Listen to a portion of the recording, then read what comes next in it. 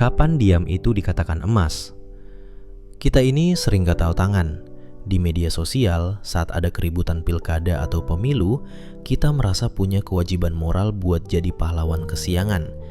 Kita niatnya baik, mau meluruskan hoaks atau membela yang difitnah. Tapi apa hasilnya? Begitu kamu masuk ke pusaran itu, kamu langsung dicap punya warna. Niat tulusmu ditarik-tarik masuk ke kubu-kubuan.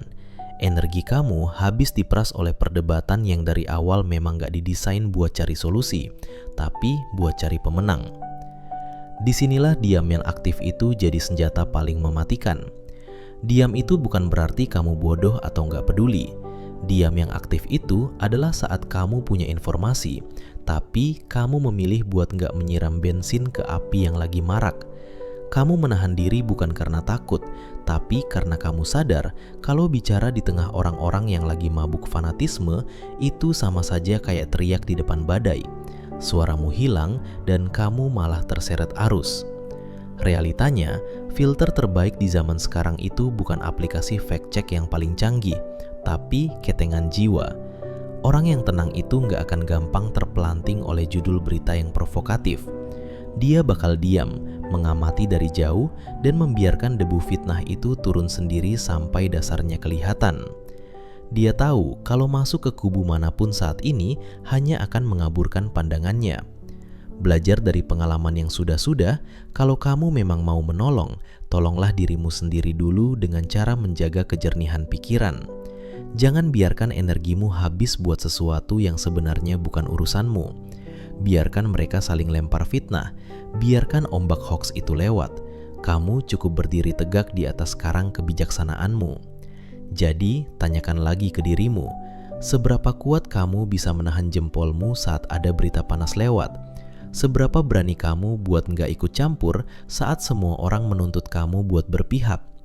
Karena di zaman yang penuh tipu daya ini, kemenangan sejati bukan terletak pada siapa yang paling vokal, tapi pada siapa yang paling bisa menjaga kewarasannya sampai akhir.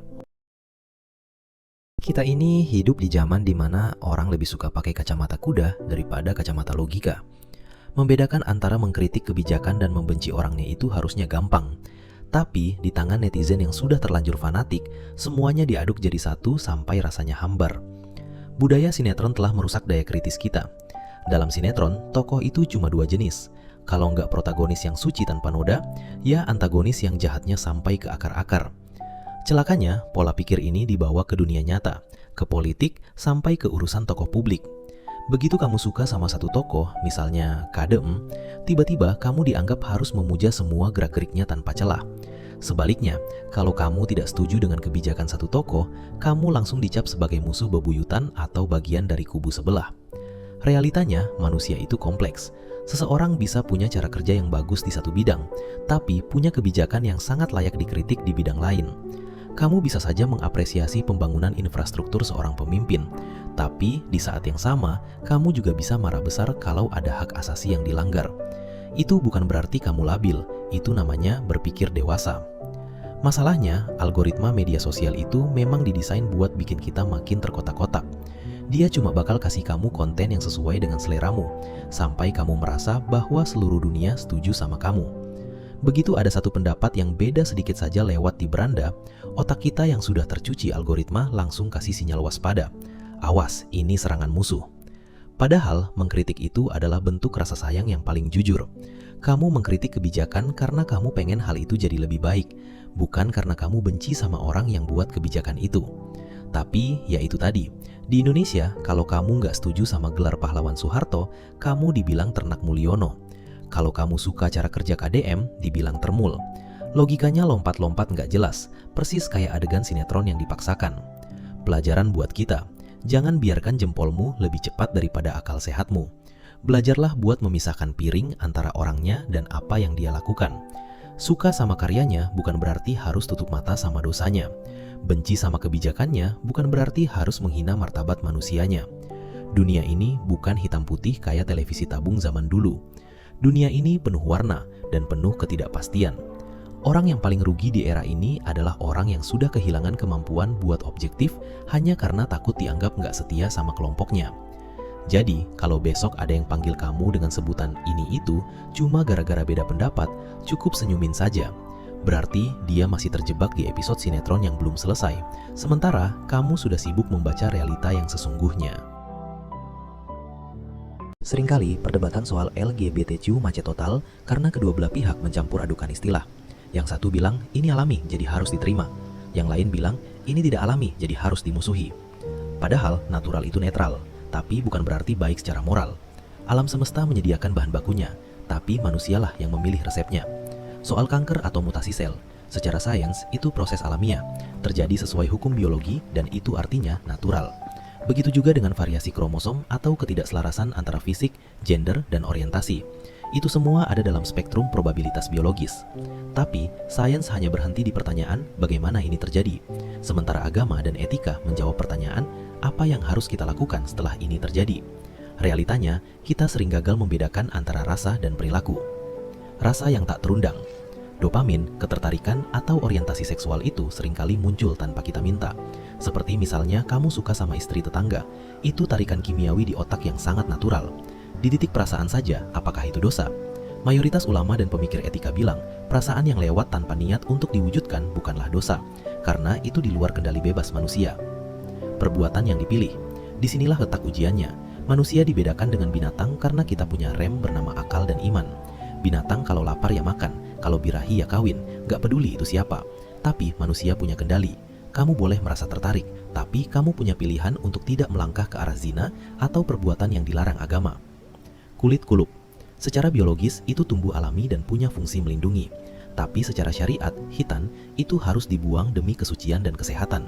Ini membuktikan bahwa tidak semua yang natural di tubuh atau jiwa kita itu harus dibiarkan begitu saja. Ada yang harus dipotong, ada yang harus dikendalikan, dan ada yang harus diarahkan. Begitu juga dengan LGBTQ. Mereka itu kalau dikatakan natural, benar mereka memang natural. Sekarang kita bicara secara sains atau agama. Agama bilang jauhi zina itu karena Allah Maha Tahu betapa lemahnya sistem pertahanan dopamin kita kalau sudah terpapar pemicu terus-menerus.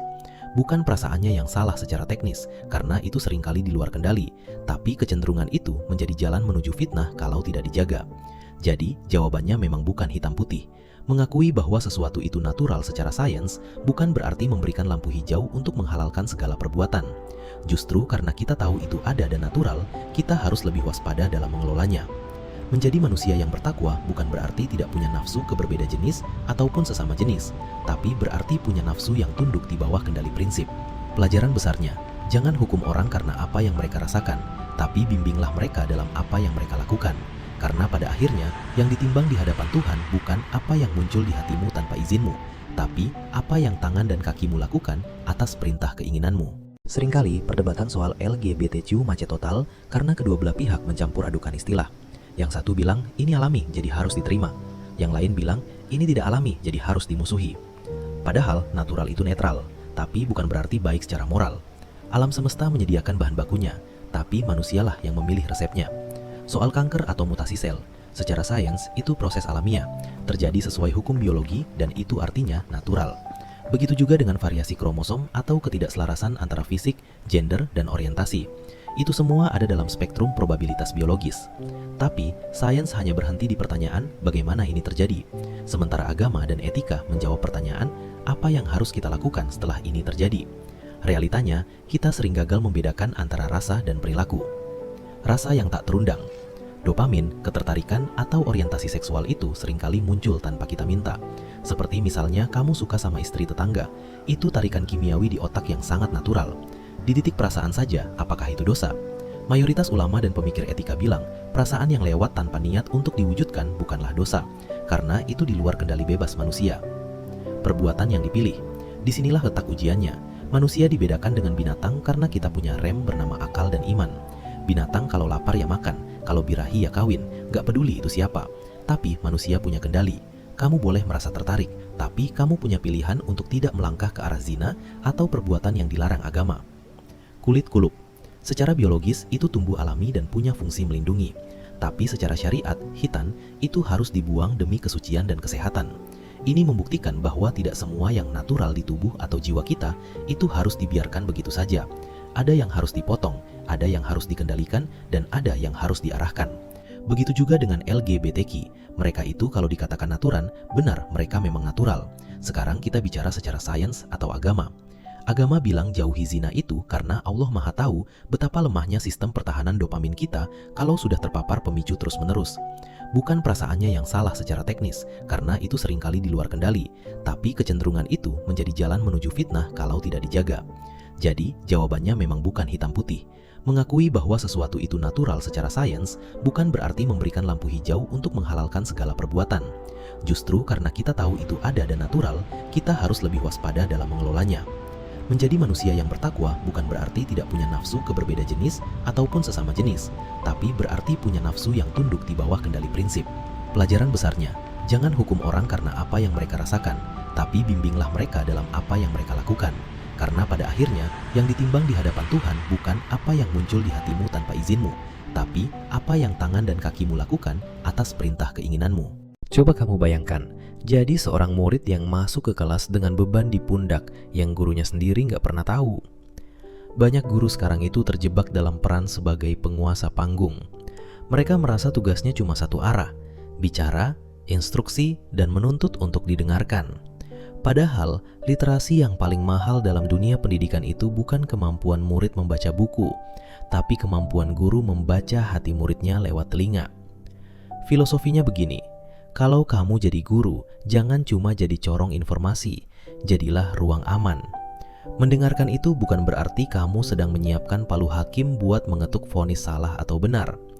Saat muridmu bercerita, dia itu sebenarnya sedang menyerahkan potongan kepercayaannya sama kamu. Kalau belum apa-apa kamu sudah menghakimi, ya jangan kaget kalau besok-besok dia bakal tutup pintu rapat-rapat dan cuma kasih kamu topeng murid teladan yang palsu. Menjadi pendengar yang baik itu nggak harus selalu punya solusi ajaib. Kadang, murid itu cuma butuh divalidasi kalau perasaan mereka itu nyata. Kamu nggak perlu langsung jadi pahlawan yang menyelesaikan masalah. Cukup ada di sana, kasih semangat, dan biarkan dia merasa dilihat. Bahkan kalaupun kamu merasa apa yang dia lakukan itu salah besar, jangan langsung kamu hantam pakai ceramah moral yang kaku. Itu namanya cari musuh, bukan bimbing murid. Caranya gimana? Masuklah pelan-pelan. Kamu bisa pura-pura mendukung dulu sudut pandang dia supaya dia merasa nyaman dan gak defensif. Disitulah strateginya. Saat dia sudah merasa kamu adalah kawan, barulah kamu bisa sisipkan perbaikan-perbaikan kecil tanpa dia merasa sedang digurui. Kamu memperbaiki arah jalannya tanpa bikin dia merasa sedang ditabrak. Realitanya, banyak guru yang gagal karena mereka lebih milih jadi hakim daripada jadi teman perjalanan. Padahal, seorang murid bakal jauh lebih ingat cara seorang guru mendengarkan keluh kesahnya daripada rumus matematika yang diajarkan di papan tulis. Guru yang hebat itu tahu kapan harus bicara lantang, tapi dia jauh lebih tahu kapan harus diam dan membiarkan muridnya merasa didengarkan. Jadi, kalau kamu punya kesempatan buat membimbing seseorang, tahan dulu itu keinginan buat mengoreksi, tahan dulu keinginan buat merasa paling tahu.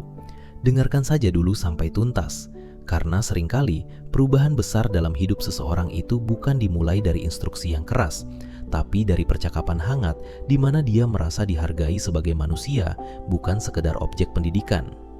Gimana? Lebih masuk nggak kalau sosok guru itu kita gambarkan sebagai pendengar yang strategis begini? Jangan pernah merasa jahat cuma karena kamu berani bilang enggak saat ada teman mau pinjam uang. Kamu harus sadar, di dunia ini banyak orang yang lebih jago akting jadi korban daripada jago nyari uang. Mereka datang dengan muka melas, cerita drama yang bikin hati luluh, tapi begitu uang sudah di tangan, mereka mendadak kena penyakit hilang ingatan. Meminjamkan uang ke teman itu seringkali adalah cara tercepat buat kehilangan dua hal sekaligus, uangmu dan temanmu. Coba ingat-ingat, berapa banyak orang yang pas mau pinjam, mereka ngejar-ngejar kamu kayak kamu itu dewa penolong. Tapi pas tiba waktunya bayar, kamu yang malah kayak pengemis, kamu yang sungkan, kamu yang gak enak hati mau nagih. Sementara dia posting foto liburan, makan enak, atau beli barang baru seolah-olah dia gak punya beban hutang sama kamu. Itu bukan teman, itu parasit finansial. Logikanya sederhana. Kalau dia nggak bisa ngatur keuangannya sendiri sampai harus pinjam ke kamu, apa jaminannya dia bisa balikin uangmu? Kamu itu bukan bank, kamu bukan lembaga sosial. Uang yang kamu punya itu hasil keringatmu, hasil lemburmu, hasil kamu nahan diri nggak jajan demi nabung. Kenapa harus kamu kasih ke orang yang bahkan nggak menghargai uangnya sendiri? Kalau kamu mau kasih uang, kasihlah sebagai sedekah yang kamu ikhlaskan kalau nggak balik. Tapi kalau itu uang dapur atau uang tabungan masa depanmu, jangan pernah kasih.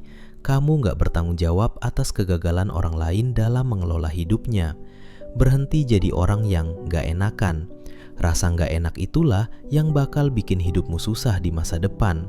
Teman yang baik gak akan menjerumuskan temannya ke dalam kesulitan finansial cuma demi nyelamatin gengsinya dia.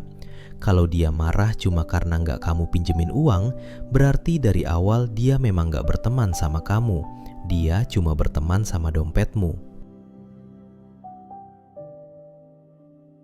Kita adalah generasi yang rela lapar demi konten. Berhenti pura-pura bahagia di depan kamera. Padahal, tiap malam kamu pusing mikirin cicilan. Coba jujur sama dirimu sendiri. Kamu merasa harus liburan ke tempat mahal, makan di resto yang estetik, atau pakai barang bermerek cuma karena takut dianggap tertinggal sama lingkaran pertemananmu. Kamu ketakutan kalau nggak posting, orang bakal mikir hidupmu membosankan. Akhirnya apa? Kamu terjebak dalam gaya hidup kemiskinan yang dipaksakan. Kamu beli barang yang gak kamu butuhin, pakai uang yang sebenarnya gak kamu miliki, cuma buat mengesankan orang yang bahkan gak peduli atau gak menyukaimu. Kamu gesek kartu kredit, kamu pakai pay later, cuma demi satu kali upload yang bertahan 24 jam. Tapi coba lihat pas layar HP-mu mati, pas semua orang sudah selesai kasih like, yang tersisa cuma kamu dan saldo ATM yang mengenaskan. Kamu gak lagi ngebangun hidup, kamu cuma lagi ngebangun topeng. Dan sedihnya, kamu terlalu sibuk terlihat kaya sampai kamu lupa caranya jadi benar-benar kaya. Berhenti jadi budak validasi orang asing. Gak ada yang bakal nolongin kamu pas tagihan datang, termasuk mereka yang kasih love di fotomu. Gaya hidup itu harusnya menopang hidup, bukan malah membunuhmu pelan-pelan. Kalau hari ini kamu masih sibuk cari pengakuan, artinya kamu sebenarnya masih belum punya apa-apa untuk dibanggakan. Dunia nggak butuh foto mewahmu. Dunia cuma bakal ngetawain kamu pas topengmu jatuh dan semua orang tahu kalau kamu sebenarnya cuma orang susah yang maksa gaya. Membicarakan Dajjal dan dihubungkan dengan teknologi AI, Artificial Intelligence, memang bikin merinding, karena esensi dari fitnah akhir zaman itu adalah kekaburan informasi. Dajjal itu bukan sekedar sosok, tapi puncak dari segala manipulasi realitas. Berikut adalah beberapa hadis tentang ciri-ciri Dajjal yang kalau kita lihat pakai kacamata teknologi sekarang, rasanya ngena banget di logika. 1. Manipulasi surga dan neraka, air dan api. Ada hadis yang menyebutkan bahwa Dajjal membawa sesuatu yang menyerupai surga dan neraka. Apa yang dilihat manusia sebagai air yang sejuk sebenarnya adalah api yang membakar, dan apa yang kelihatan seperti api sebenarnya adalah air yang segar. Hadis riwayat Muslim. Kecocokan dengan AI. Ini adalah definisi paling pas buat deepfake dan algoritma manipulasi. AI bisa menciptakan narasi yang kelihatannya surga, solusi cepat, kekayaan instan, berita yang memuaskan ego kita. Padahal itu adalah api yang menghancurkan tatanan sosial dan kebenaran. Sebaliknya, kebenaran yang pahit seringkali dianggap sebagai ancaman atau api oleh masyarakat yang sudah terbiasa disuapi kebohongan digital yang manis. 2. Kecepatan yang luar biasa. Dalam sebuah hadis, sahabat bertanya, seberapa cepat Dajjal berpindah di bumi? Nabi Shallallahu Alaihi Wasallam menjawab, seperti hujan yang ditiup angin. Hadis riwayat Muslim. Kecocokan dengan AI. Dulu orang bingung membayangkan kecepatan ini, tapi sekarang, sebuah informasi palsu atau fitnah yang dibuat oleh AI bisa menyebar ke seluruh penjuru dunia dalam hitungan detik. Dia melompat dari satu server ke server lain, menembus batas negara secepat sinyal internet. Kecepatan Dajjal ini mirip dengan viralitas algoritma yang nggak bisa dibendung oleh manusia biasa. 3. Kemampuan menghidupkan yang mati, ilusi. Dajjal dikatakan mampu memanggil setan yang menyerupai orang tua seseorang yang sudah meninggal. Lalu setan itu berkata, "Wahai anakku, ikutilah dia, sesungguhnya dia adalah Tuhanmu." Hadis riwayat Ahmad. Kecocokan dengan AI. Sekarang kita punya teknologi AI Deadbots atau Reanimation AI. Kita bisa memasukkan data suara, video, dan tulisan orang yang sudah meninggal. Lalu AI akan menciptakan avatar yang bisa bicara dan berinteraksi seolah-olah mereka hidup kembali. Bayangkan betapa hancurnya mental seseorang kalau orang tuanya yang sudah wafat muncul di layar HP dan menyuruhnya melakukan sesuatu yang salah. Ini adalah fitnah ruang digital yang sangat nyata. 4. Mata yang buta sebelah, mata satu. Nabi Shallallahu Alaihi Wasallam menegaskan bahwa Dajjal itu buta mata kanannya, seolah-olah matanya seperti buah anggur yang menonjol. Hadis riwayat Bukhari. Kecocokan dengan AI. Secara filosofis, mata satu sering diartikan sebagai sudut pandang yang timpang. AI itu bekerja berdasarkan data, tapi dia nggak punya nurani atau mata batin. Dia hanya melihat dunia secara matematis dan teknis, mata fisik garis miring data, tapi buta terhadap moral, etika, dan rasa, mata spiritual. Saat kita cuma pakai satu mata teknologi buat menilai kebenaran, kita sedang berjalan menuju lubang fitnah yang sama. Kesimpulannya, kita nggak perlu menunggu sosok fisik Dajjal muncul buat merasa takut. Sistem fitnahnya sudah bekerja lewat genggaman tangan kita. AI adalah alat, tapi di tangan yang salah, dia menjadi tangan kiri Dajjal yang menyodorkan air palsu. Dunia sekarang sedang menguji seberapa tajam mata hati kamu buat melihat menembus layar yang penuh tipu daya. Kalau kamu cuma percaya pada apa yang kelihatan nyata tanpa validasi dan iman, kamu bakal gampang banget disetir oleh narasi yang mesin-mesin itu buat. Ini adalah kenyataan pahit yang bikin kita sesak napas kalau melihat masa depan kedaulatan pangan kita. Coba saja kamu datang ke desa-desa sekarang. Pemandangan yang kita lihat bukan lagi pemuda gagah yang memegang cangkul, tapi orang-orang tua yang sisa tenaganya sudah hampir habis. Anak-anak muda lebih memilih jadi buruh pabrik atau driver ojek online daripada menyentuh lumpur. Kenapa? Karena mereka logis. Mereka melihat bapaknya bertani puluhan tahun, tapi rumahnya tetap reot. Sementara tengkulak dan mafia pangan mobilnya ganti tiap tahun. Kita sedang membunuh masa depan kita sendiri dengan memanjakan mafia. Kasus ekspor kelapa ke China di tahun 2025 itu adalah tamparan keras. Di saat industri dalam negeri kita teriak karena bahan baku langka dan harga melonjak, sehingga pabrik santan harus PHK banyak buruh, barangnya justru terbang ke luar negeri karena harganya jauh lebih seksi di sana. Petani kita terjepit, ribuan buruh kehilangan pekerjaan. Di satu sisi petani senang ada yang beli mahal, tapi di sisi lain mereka tetap miskin karena rantai distribusinya dikuasai mafia. Rakyat di dalam negeri akhirnya harus beli produk turunan kelapa dengan harga impor, padahal pohonnya tumbuh di halaman belakang rumah sendiri. Ini kan absurd. Realitanya, kalau gaji kita terus ditekan rendah dengan alasan supaya investasi masuk, kita sebenarnya sedang menciptakan bom waktu. Saat rakyat nggak mampu beli pangan dengan harga wajar, pemerintah panik dan akhirnya menekan harga di tingkat petani. Hasilnya, petani bangkrut, anak petani ogah meneruskan profesi bapaknya, dan lahan produktif berubah jadi ruko atau kos-kosan. 3 senjata harus pemerintah lakukan sangat dibutuhkan. Harga standar internasional dan gaji tinggi. Ini kunci untuk mengembalikan martabat petani. Kalau harga gabah atau kebutuhan barang pokok dihargai sesuai pasar dunia, bertani itu bakal jadi profesi elit. Orang bakal bangga jadi petani karena duitnya banyak. Dan supaya rakyat tetap bisa beli, ya gajinya yang harus naik. Jangan rakyatnya yang dipaksa tetap miskin supaya harga barang kelihatan murah. Berlakukan payment ID berbasis NIKA. Ini cara mematikan napas mafia. Selama ini mereka main di ruang gelap, pakai uang tunai atau rekening pinjam lama. Dengan NIKA sebagai ide pembayaran, setiap pergerakan uang hasil penyelundupan pangan itu bakal terlacak. Nggak ada lagi tempat sembunyi buat hasil curian. Kemudian, undang-undang perampasan aset. Inilah momok yang paling ditakuti. Aparat yang ikut makan itu cuma berani karena mereka merasa hartanya aman. Begitu aset mereka disita tanpa perlu drama sidang yang bertele-tele, mereka bakal berpikir 1000 kali untuk jadi pelindung mafia. Masalahnya sekarang, kita sedang menghadapi hantu yang memakai seragam dan jas rapi. Mereka adalah bagian dari sistem. Mereka tahu kalau petani sejahtera dan mandiri, rakyat punya gaji tinggi, dan transaksi transparan, maka lapak sampingan mereka bakal tutup total. Sebuah bangsa yang gak bisa kasih makan rakyatnya dari tangannya sendiri, sebenarnya bangsa itu sedang menjajah dirinya sendiri. Kalau 99% anak kita nggak mau jadi petani, itu artinya dalam 20 tahun ke depan, piring kita bakal sepenuhnya dikendalikan oleh negara lain dan para mafia. Dan saat itu terjadi, uang sebanyak apapun di dompetmu nggak akan ada gunanya kalau barangnya memang nggak ada atau harganya sudah nggak masuk akal. Berhenti bangga-banggain toga yang kamu pakai di foto profil itu. Dunia luar nggak seindah caption wisudamu. Dulu orang tua kita bilang, sekolah yang tinggi nak biar jadi orang kaya. Dan kita percaya, kita telan bulat-bulat omongan itu sampai kita rela ngabisin waktu 4 tahun atau lebih cuma buat ngejar selembar kertas bernama ijazah. Tapi lihat realitanya sekarang. Gelarmu itu nggak lebih dari sekedar tiket buat antre di loket yang sama dengan ribuan orang lainnya. Kamu bangga dengan gelar itu, tapi dunia nggak peduli sama IP kamu saat kamu nggak punya koneksi atau keahlian nyata. Ada satu kesalahan fatal yang diajarkan di sekolah. Kita dilarang menyontek. Kita dipaksa ngerjain semuanya sendirian, seolah-olah dunia ini adalah ujian tertutup. Padahal di dunia kerja aturannya terbalik. Di dunia nyata, orang yang paling sukses bukan yang paling pintar ngerjain tugas sendirian, tapi yang paling jago cari cara buat nyelesain masalah. Di dunia kerja, kamu boleh cari ribuan referensi, kamu boleh tanya siapapun, kamu boleh menyontek formula sukses orang lain. Gak ada yang bakal ngelarang. Tapi masalahnya, adakah problem solvingmu?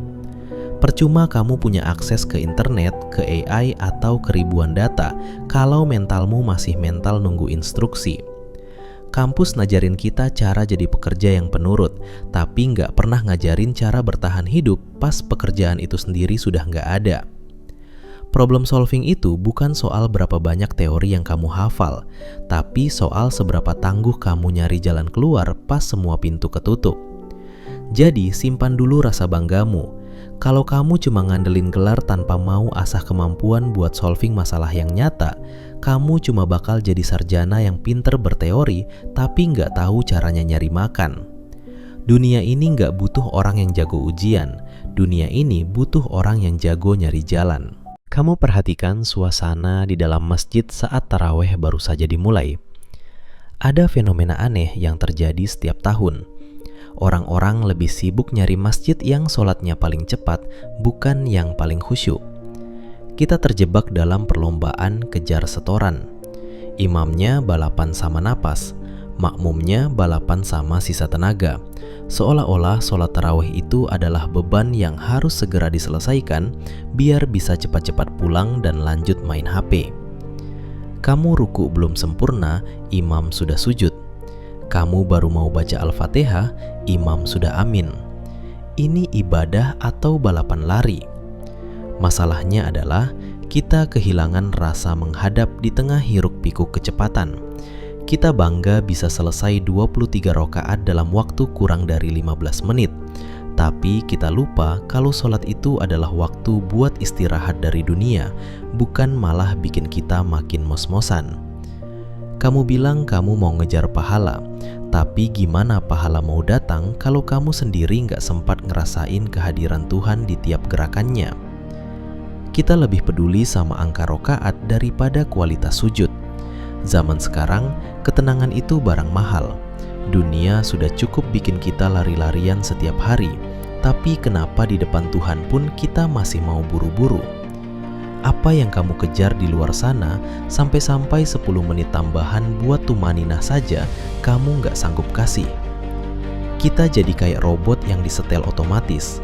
Mulut komat kamit menghafal bunyi, tapi hati kosong lompong. Ingat ya, Tuhan itu nggak butuh kecepatanmu.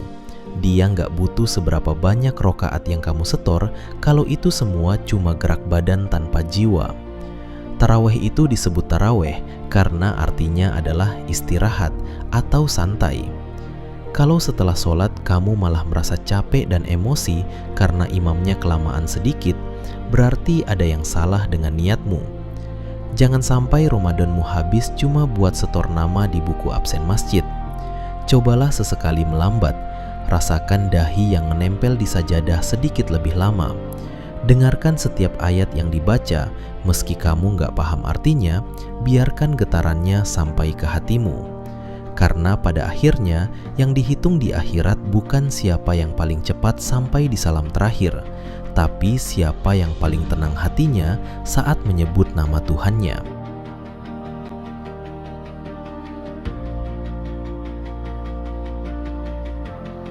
Di awal penciptaan manusia, langit tidak riuh.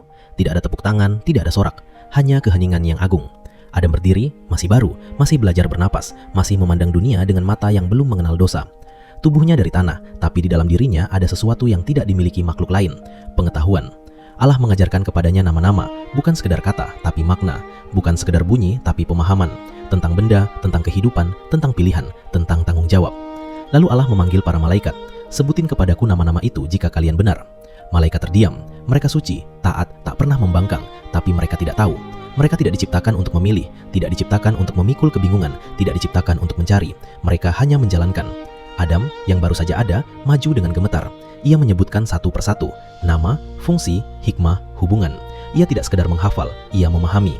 Saat itulah langit berubah. Makhluk dari tanah ternyata membawa cahaya yang tidak terlihat. Bukan cahaya tubuh, tapi cahaya ilmu. Cahaya yang membuatnya layak menjadi khalifah di bumi. Lalu datang perintah itu, sujudlah kalian kepada Adam. Bukan sujud menyembah, tapi sujud penghormatan, sujud pengakuan. bahwa makhluk ini yang akan menangis, salah, jatuh, lalu bangkit lagi, diberi amanah besar. Satu persatu malaikat tunduk, sayap-sayap mereka merendah.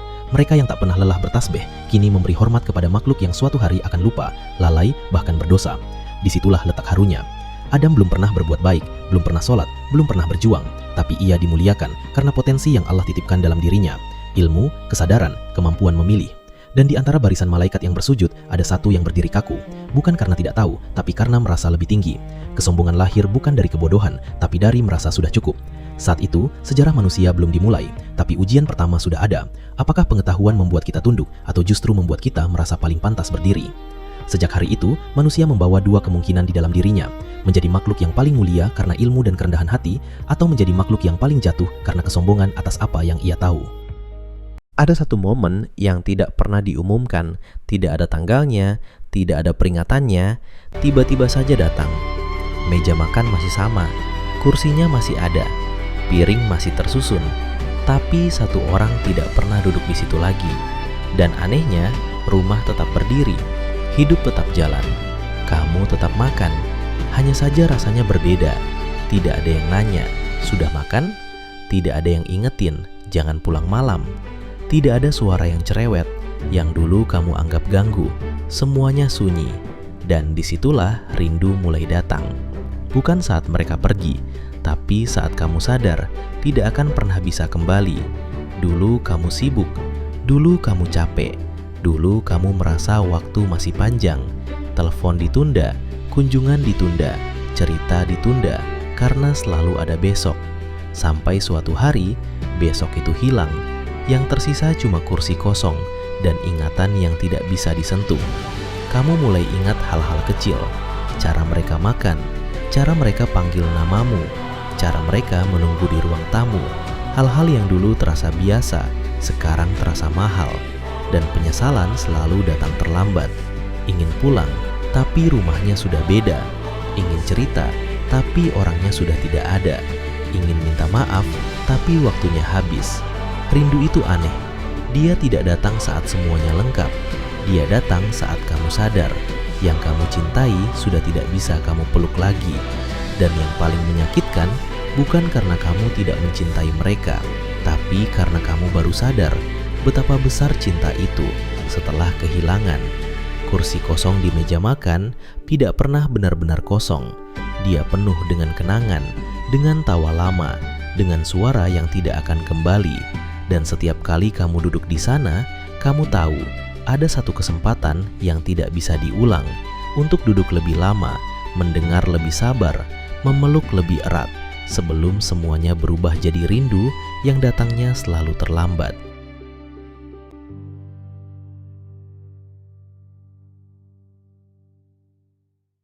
Kita sering menganggap Ramadan sebagai masa tahanan, bukan masa latihan. Kita merasa terkekang selama 30 hari, jadi begitu Syawal datang, kita merasa punya hak untuk bebas kembali menjadi monster yang lama. Kita kembali jadi orang yang gampang tersinggung, kembali jadi pribadi yang pelit, dan kembali jadi manusia yang sombong dengan pencapaian dunia. Kalau karaktermu tetap sama, kalau kelakuanmu nggak berubah setelah sebulan dididik abis-abisan oleh rasa lapar dan sujud panjang, maka sebenarnya kamu nggak dapat apa-apa selain rasa haus yang sia-sia dan waktu tidur yang berkurang. Zaman sekarang, banyak orang yang solehnya cuma musiman. Masjid penuh di bulan Ramadan, tapi begitu Syawal, barisannya kembali sepi seolah-olah Tuhan cuma ada di satu bulan itu saja. Kita berpura-pura menjadi malaikat selama 30 hari, hanya supaya bisa pamer di hari kemenangan. Padahal, kemenangan yang sesungguhnya itu nggak diukur di malam takbiran. Kemenangan itu baru bisa dilihat 3 bulan lagi, 6 bulan lagi, atau tahun depan. Apakah kamu masih orang yang sama yang belajar sabar, atau sudah kembali jadi monster yang egois dan pemarah? Keberhasilan puasamu itu tercermin dari caramu memperlakukan istrimu setelah Ramadan usai. Tercermin dari caramu memimpin anak-anakmu saat suasana rumah mulai kembali normal. Tercermin dari caramu mengelola uang tanpa harus terjebak nafsu dunia lagi. Jangan jadikan ibadahmu sebagai topeng tahunan. Sia-sia kamu menahan lapar belasan jam kalau hatimu tetap keras seperti batu. Sia-sia kamu bangun malam untuk tarawih kalau setelah itu kamu tetap jadi orang yang gak bisa menghargai sesama. Jangan sampai Ramadan cuma jadi kenangan foto-foto estetik di galeri HP-mu tanpa ada bekas sedikit pun di perilakumu. Dunia gak butuh orang yang soleh cuma di bulan suci. Dunia butuh manusia yang karakter unggulnya tetap bertahan meski godaan sudah kembali ada di depan mata. Jangan jadi monster yang bersembunyi di balik baju koko dan mukena. Jadilah pemenang yang sesungguhnya, yaitu mereka yang berhasil membawa cahaya Ramadan ke dalam gelapnya hari-hari di luar bulan suci. Karena pada akhirnya, yang akan dinilai di akhir perjalananmu bukan seberapa hebat kamu di bulan puasa, tapi seberapa konsisten kamu menjaga kebaikan itu saat semua orang sudah kembali pada kebiasaan buruknya masing-masing.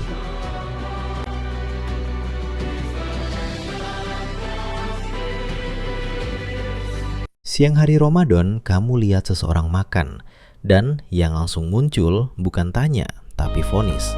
Nggak puasa ya? Iman tipis? Nggak kuat ya? Anehnya, rasa paling kenyang justru muncul di dada, bukan di perut. Kenyang merasa lebih suci, padahal yang kamu tahan cuma lapar, bukan dosa. Yang kamu jaga cuma mulut dari makanan, bukan hati dari kesombongan. Puasa berubah jadi panggung, bukan lagi ibadah, tapi pembuktian diri. Lihat orang lain minum langsung merasa menang, lihat orang lain makan langsung merasa lebih tinggi. Seolah-olah nilai puasa diukur dari berapa banyak orang yang tidak sekuat kamu. Ingat ini baik-baik, yang batal itu bisa jadi perutnya, tapi yang rusak bisa jadi hatimu. Karena merasa paling benar, itu godaan yang lebih halus dari lapar. Orang yang kamu lihat makan, kamu tidak tahu ceritanya.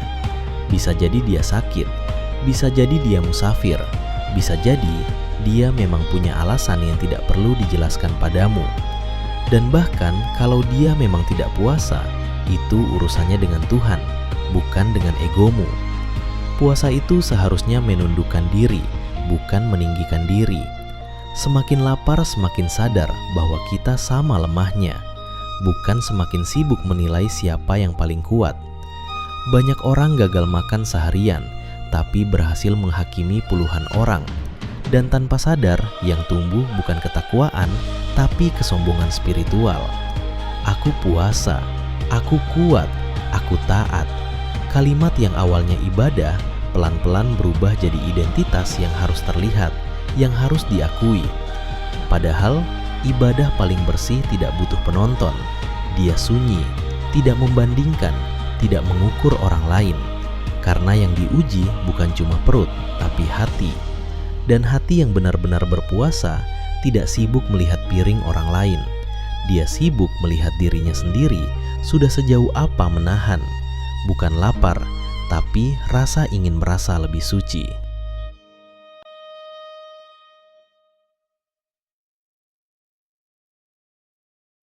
Grup WhatsAppmu yang mendadak ramai di minggu kedua Ramadan.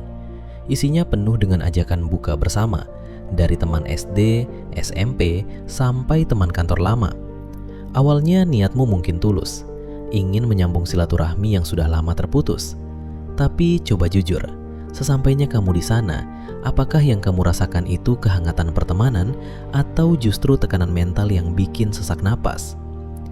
Kita datang membawa kenangan, tapi pulang membawa rasa rendah diri. Karena bukber zaman sekarang bukan lagi ajang reuni, tapi ajang adu nasib dan pamer pencapaian di balik meja makan yang penuh makanan mahal. Masalahnya adalah, meja makan itu berubah jadi panggung sandiwara.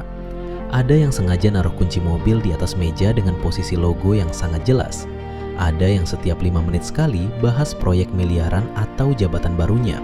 Seolah-olah dunia harus tahu kalau dia sudah jadi orang. Lalu ada kamu yang duduk di sudut meja, cuma bisa diam sambil berharap nggak ada yang nanya, "Sekarang kerjamu di mana?" Atau "Kapan nikah?" Kita sibuk membandingkan hidup kita yang berantakan dengan hidup orang lain yang kelihatannya mengkilap. Padahal kita nggak tahu berapa banyak cicilan di balik kemewahan yang mereka pamerkan malam itu. Zaman sekarang, bukber itu mahal bukan karena harga makanannya, tapi karena harga gengsinya. Kita rela dandan habis-habisan, pakai baju terbaik, bahkan mungkin sewa mobil, cuma supaya nggak terlihat gagal di depan teman lama. Kita tertawa bersama, tapi di dalam hati kita saling menghakimi. Siapa yang paling sukses, siapa yang paling kaya, dan siapa yang paling kalah dalam kehidupan. Ironis rasanya, di bulan yang seharusnya melatih kesederhanaan, kita justru terjebak dalam perlombaan pamer kemewahan yang melelahkan. Ingat ya, keberhasilanmu itu nggak ditentukan dari seberapa kagum teman sekolahmu melihatmu sekarang. Buat apa reuni kalau isinya cuma mau bikin orang lain merasa kecil? Silaturahmi itu tentang menanyakan kabar hati, bukan menanyakan saldo rekening atau tipe kendaraan. Kalau tujuanmu datang cuma buat validasi kalau kamu sudah lebih baik dari mereka, berarti kamu sedang krisis identitas. Jangan sampai Ramadanmu rusak cuma karena rasa iri yang muncul setelah pulang bukber. Jangan sampai kamu merasa minder hanya karena temanmu sudah punya ini itu, sementara kamu masih berjuang dari nol. Hidup itu maraton masing-masing, bukan balapan lari di sirkuit yang sama.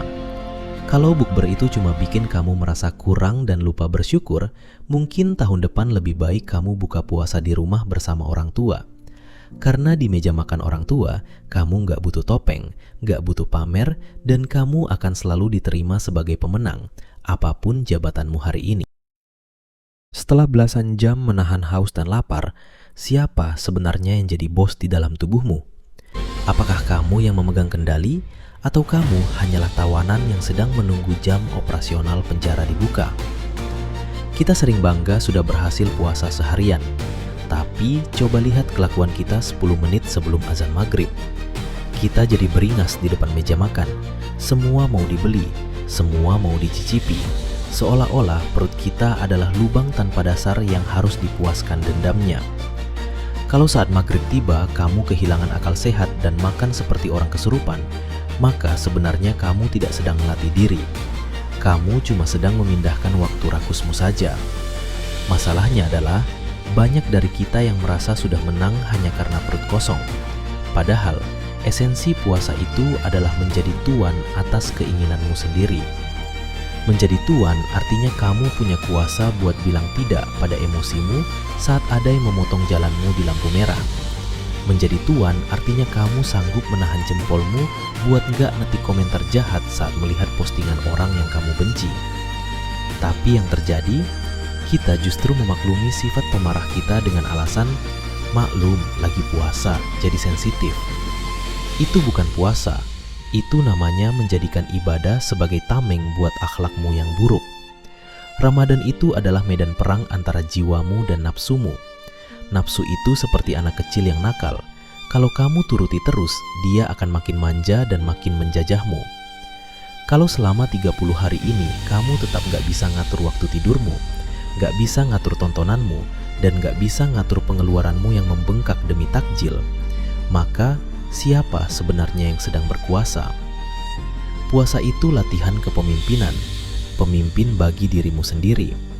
Dunia ini sudah penuh dengan orang-orang yang diperbudak oleh tren, diperbudak oleh rasa lapar, dan diperbudak oleh ego untuk selalu terlihat benar. Ramadan datang buat mutusin rantai itu, buat ngingetin kalau kamu itu punya kemauan yang lebih kuat daripada sekedar rasa lapar di tenggorokan. Ingat ya, kemenangan sejati di akhir Ramadan bukan saat kamu bisa makan lagi di siang hari, tapi saat kamu sadar bahwa kamu punya kendali penuh untuk berhenti sebelum kenyang, untuk diam saat ingin memaki, dan untuk tetap tenang saat dunia lagi kacau. Kalau setelah sebulan penuh kamu masih jadi budak dari keinginanmu sendiri, berarti kamu gak dapat apa-apa selain rasa haus yang sia-sia. Jadilah tuan di rumahmu sendiri, di dalam ragamu sendiri. Karena kalau dirimu sendiri saja nggak bisa kamu pimpin, jangan harap kamu bisa mimpin masa depan yang lebih. Coba kamu pikirkan lagi, kenapa setiap kali Ramadan datang, yang paling sibuk kita siapkan justru isi dapur dan daftar menu buka puasa? Kita heboh nyari takjil yang paling manis, kita pesan tempat makan jauh-jauh hari buat pamer kebersamaan, seolah-olah puasa itu cuma soal memindahkan jam makan dari siang ke malam hari. Padahal, kalau puasa cuma soal menahan lapar dan haus, apa bedanya kita sama orang yang lagi diet atau mereka yang memang gak punya makanan untuk dimakan? Kamu bilang kamu lagi ibadah, tapi lisanmu masih tajam menyakiti teman kerja. Kamu bilang kamu lagi menahan diri, tapi jari-jarimu masih lincah mengetik fitnah dan gibah di grup WhatsApp. Kamu merasa sudah jadi orang suci karena perutmu kosong, padahal hatimu masih penuh dengan iri hati dan kebencian. Masalahnya adalah kita sering terjebak dalam ritual, tapi kehilangan esensi.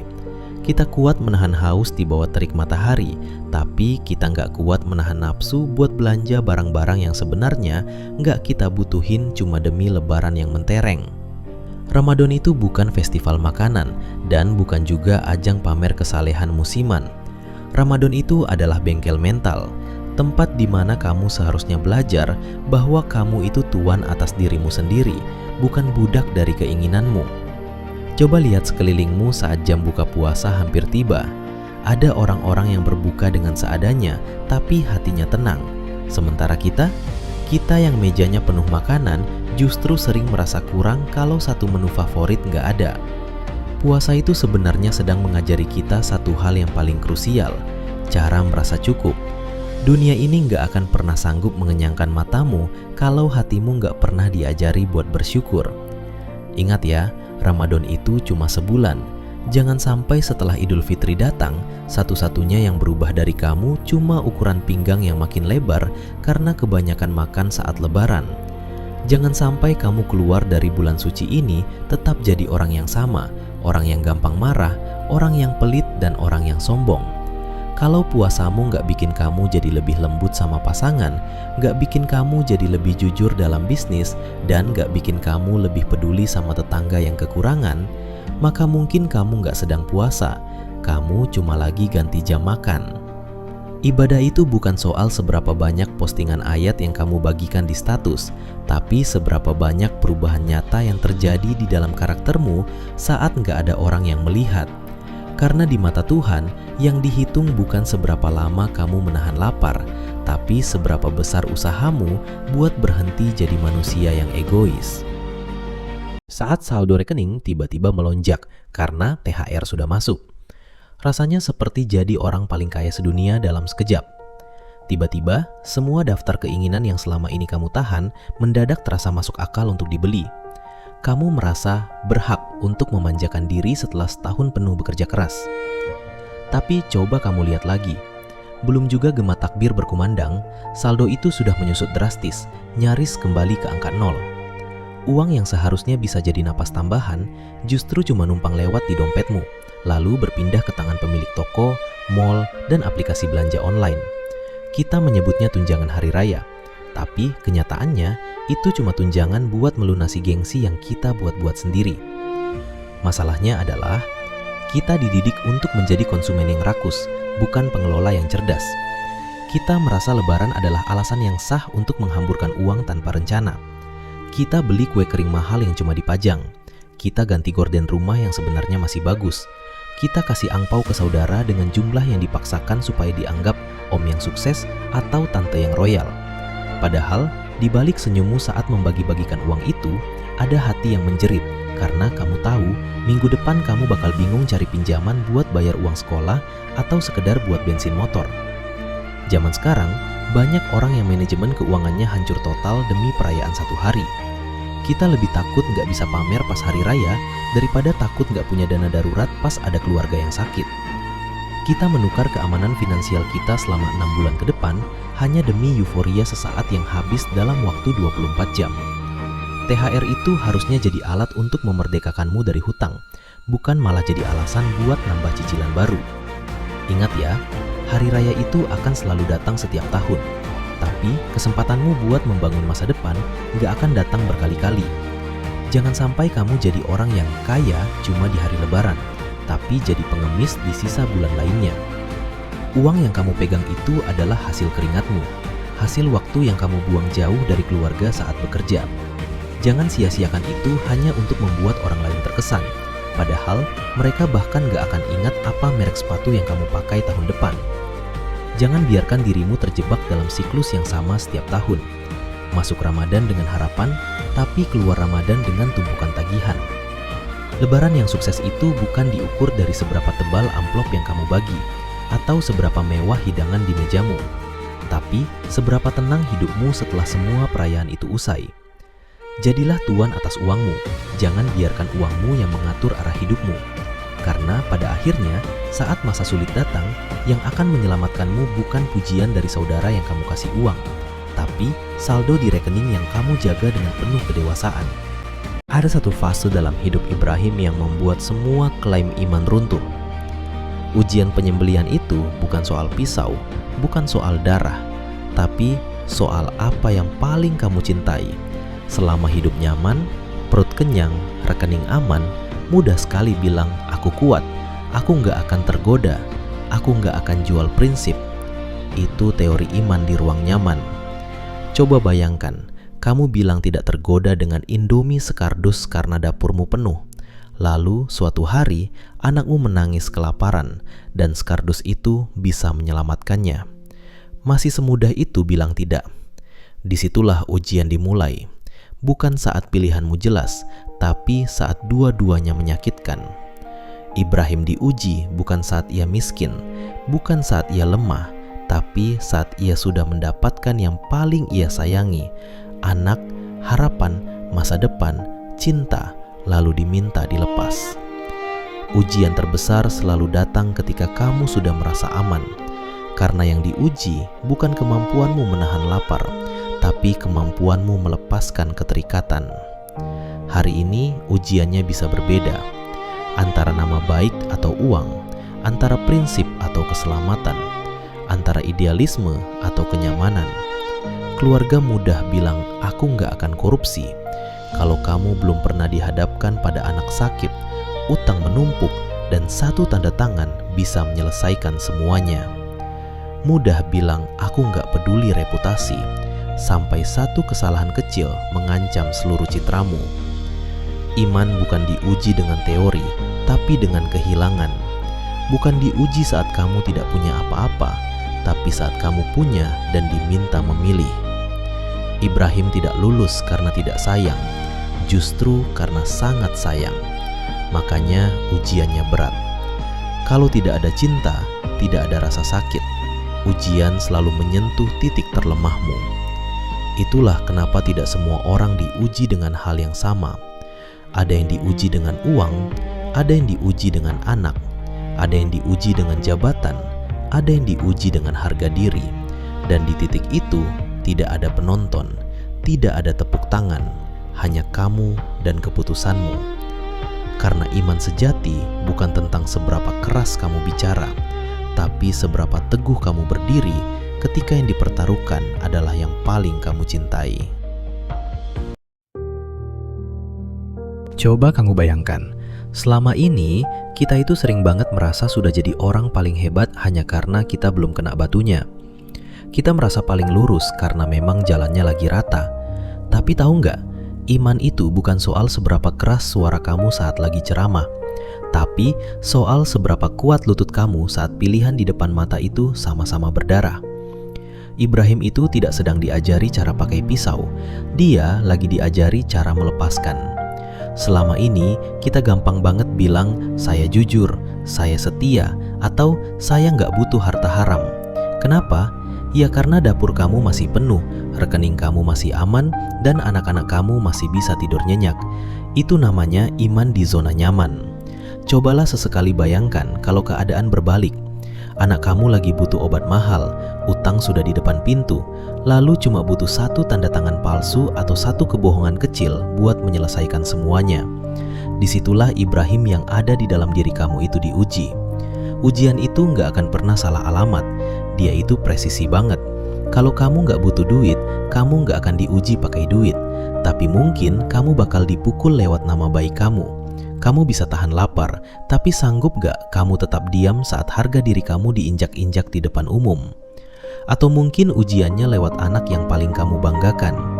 Semesta itu selalu tahu di mana letak ulu hati kamu, di mana titik paling rapuh yang kalau disentuh sedikit saja, dunia kamu rasanya mau runtuh. Yang paling berat dari kisah Ibrahim itu adalah kenyataan bahwa saat dia harus memilih, gak ada penonton yang kasih tepuk tangan. Gak ada media yang meliput keberaniannya. Dia cuma sendirian di atas gunung menghadapi pilihan yang paling gak masuk akal dalam hidupnya. Dan itu juga yang bakal terjadi sama kamu. Saat kamu harus memilih antara idealisme atau keamanan keluarga, kamu bakal sendirian.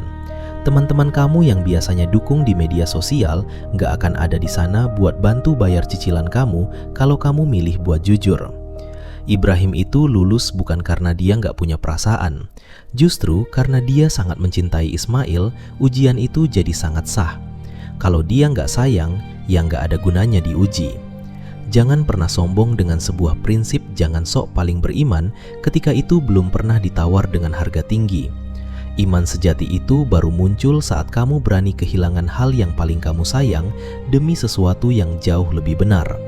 Karena pada akhirnya, hidup ini bukan soal seberapa banyak yang kamu genggam, tapi seberapa berani kamu melepas genggaman itu saat kebenaran meminta kamu untuk melepaskannya. Zaman sekarang, pasar Ramadan bukan lagi tempat mencari pembatal puasa, tapi sudah jadi ladang pemborosan berkedok ibadah. Kita merasa berhak boros karena sudah seharian menahan lapar. Kita menghamburkan uang demi memenuhi keinginan mata. Padahal di luar sana banyak orang yang berbuka hanya dengan air putih karena memang gak punya pilihan. Sifat konsumtif kita meledak justru di bulan yang seharusnya mengajarkan kita untuk menahan diri.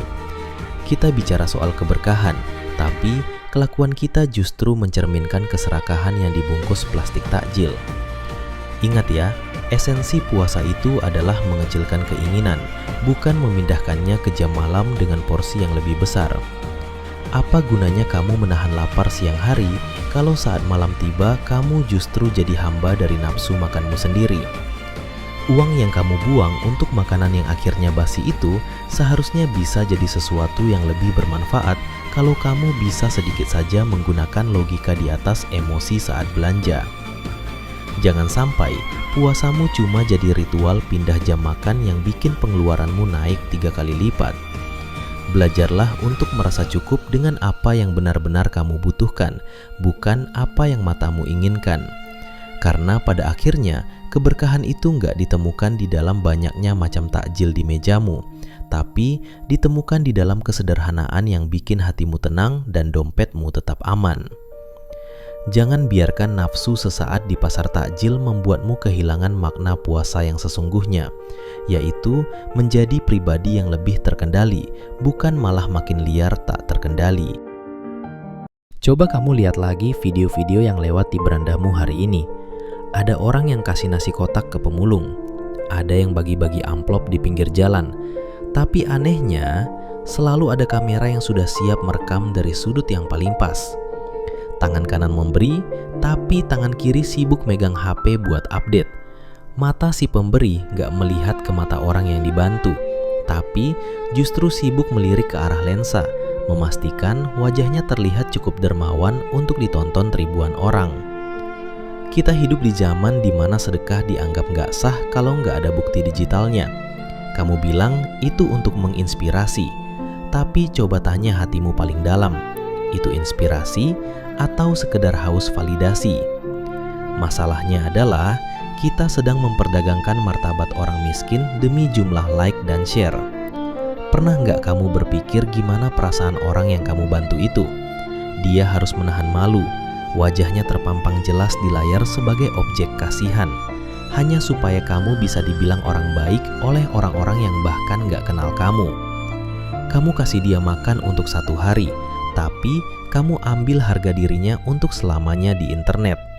Sedekah itu seharusnya jadi rahasia antara kamu, dia, dan Tuhan. Tapi sekarang, sedekah sudah jadi konten, sudah jadi komoditas untuk naikin engagement. Kita jadi lebih sibuk nyari lokasi yang estetik buat berbagi daripada nyari orang yang benar-benar membutuhkan di gang gelap yang gak laku diposting. Dunia sudah cukup penuh dengan kepalsuan. Jangan jadikan agama dan kemiskinan orang lain sebagai panggung sandiwara demi personal brandingmu. Ingat ya, pahala itu urusannya sama niat, bukan sama berapa banyak orang yang komentar Masya Allah di kolom komentarmu. Kalau kamu benar-benar mau menginspirasi, lakukanlah tanpa suara. Tangan yang bekerja dalam diam itu jauh lebih berisik di langit daripada teriakanmu yang pakai mikrofon di media sosial. Jangan sampai di akhir Ramadan nanti tanganmu pegal karena kebanyakan ngedit video berbagi, tapi timbangan amalmu kosong karena isinya cuma pamer. Sedekah itu tentang melepaskan apa yang kita punya, bukan tentang mendapatkan pujian yang gak kita bawa mati. Simpan HP-mu di saku. Lihatlah senyum tulus mereka tanpa lewat layar. Karena kenikmatan memberi yang sesungguhnya adalah saat gak ada satupun manusia yang tahu, tapi hatimu merasa sangat penuh. Coba kamu perhatikan meja makanmu saat azan maghrib baru saja berkumandang. Bukannya tangan meraih kurma atau segelas air untuk membatalkan dahaga, yang lebih dulu bangun justru tangan yang memegang kamera. Kita lebih sibuk mengatur sudut pandang agar makanan terlihat estetik di layar daripada mengatur hati agar bersyukur atas rezeki yang ada di depan mata. Seolah-olah momen buka puasa itu nggak sah kalau dunia nggak tahu apa yang kita makan. Kamera HP kita lebih dulu kenyang daripada perut kita sendiri. Masalahnya adalah kita sedang bergeser dari melakukan ibadah menjadi memamerkan ibadah. Kita lebih takut kehilangan momen buat update status daripada kehilangan kehusyukan saat berdoa di waktu paling mustajab. Doa buka puasa yang seharusnya jadi percakapan intim antara kamu dan Tuhan, sekarang berubah jadi narasi singkat di caption Instagram. Coba jujur pada dirimu sendiri. Berapa kali kamu merasa gelisah karena sinyal susah padahal makanan sudah tersaji? Kamu nggak tenang kalau belum ada yang view atau kasih tanda cinta di postinganmu.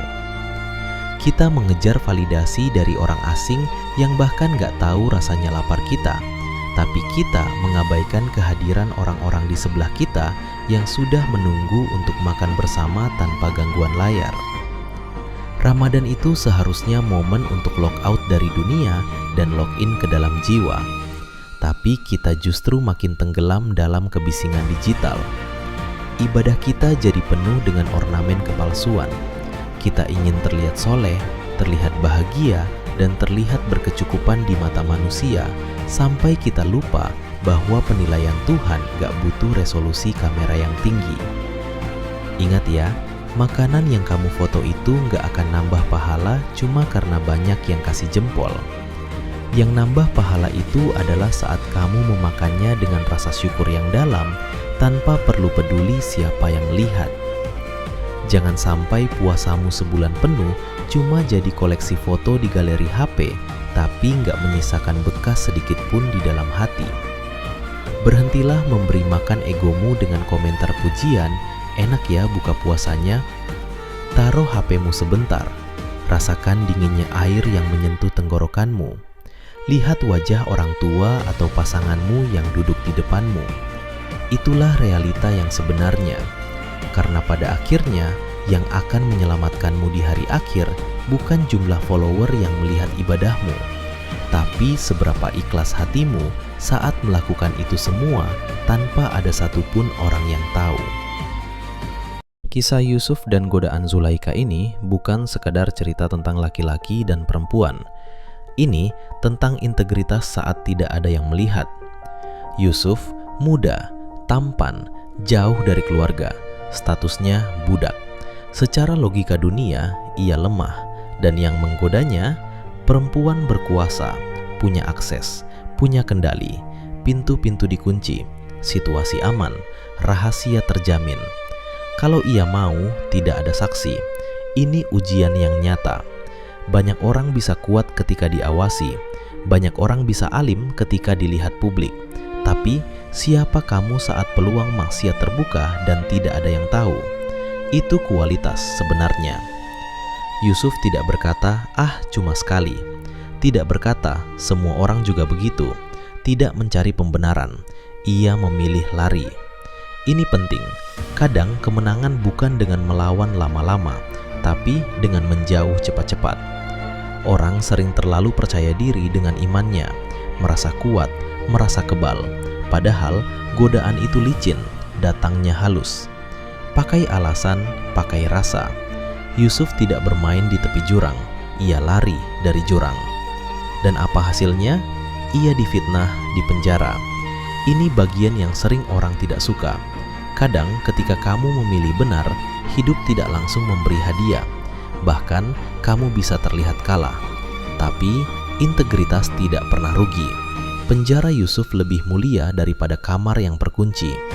Itu karena di penjara ia tetap bersih, dan justru dari penjara Allah angkat derajatnya. Pelajaran kerasnya begini, godaan terbesar sering datang bukan saat kamu miskin, tapi saat kamu punya kesempatan. Ketika dosa itu mudah, ketika pintu terkunci, ketika tidak ada kamera, dan kamu tetap berkata tidak. Itulah kemenangan sejati, bukan karena kamu tidak punya peluang, tapi karena kamu memilih menjaga diri. Yusuf mengajarkan, harga diri lebih mahal dari kenikmatan sesaat. Dan kadang, untuk menjaga masa depan, kamu harus berani lari dari sesuatu yang kelihatan menyenangkan, tapi menghancurkan.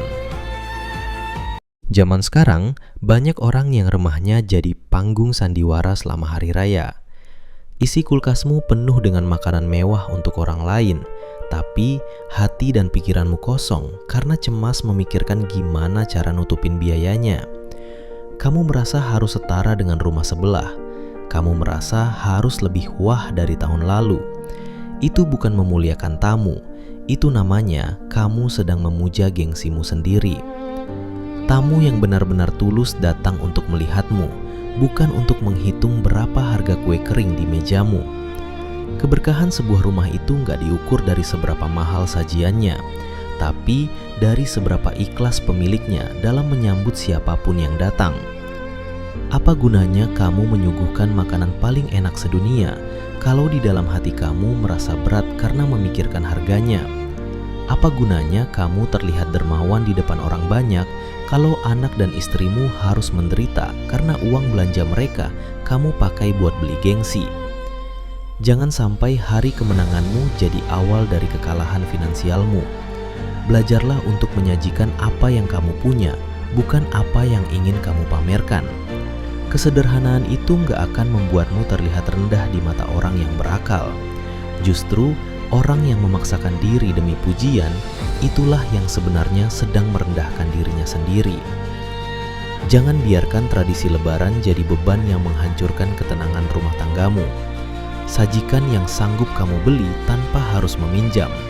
Karena pada akhirnya, tamu-tamumu akan pulang dan mereka akan kembali ke hidup mereka masing-masing. Sedangkan kamu yang harus tinggal di rumah itu bersama semua hutang-hutangmu.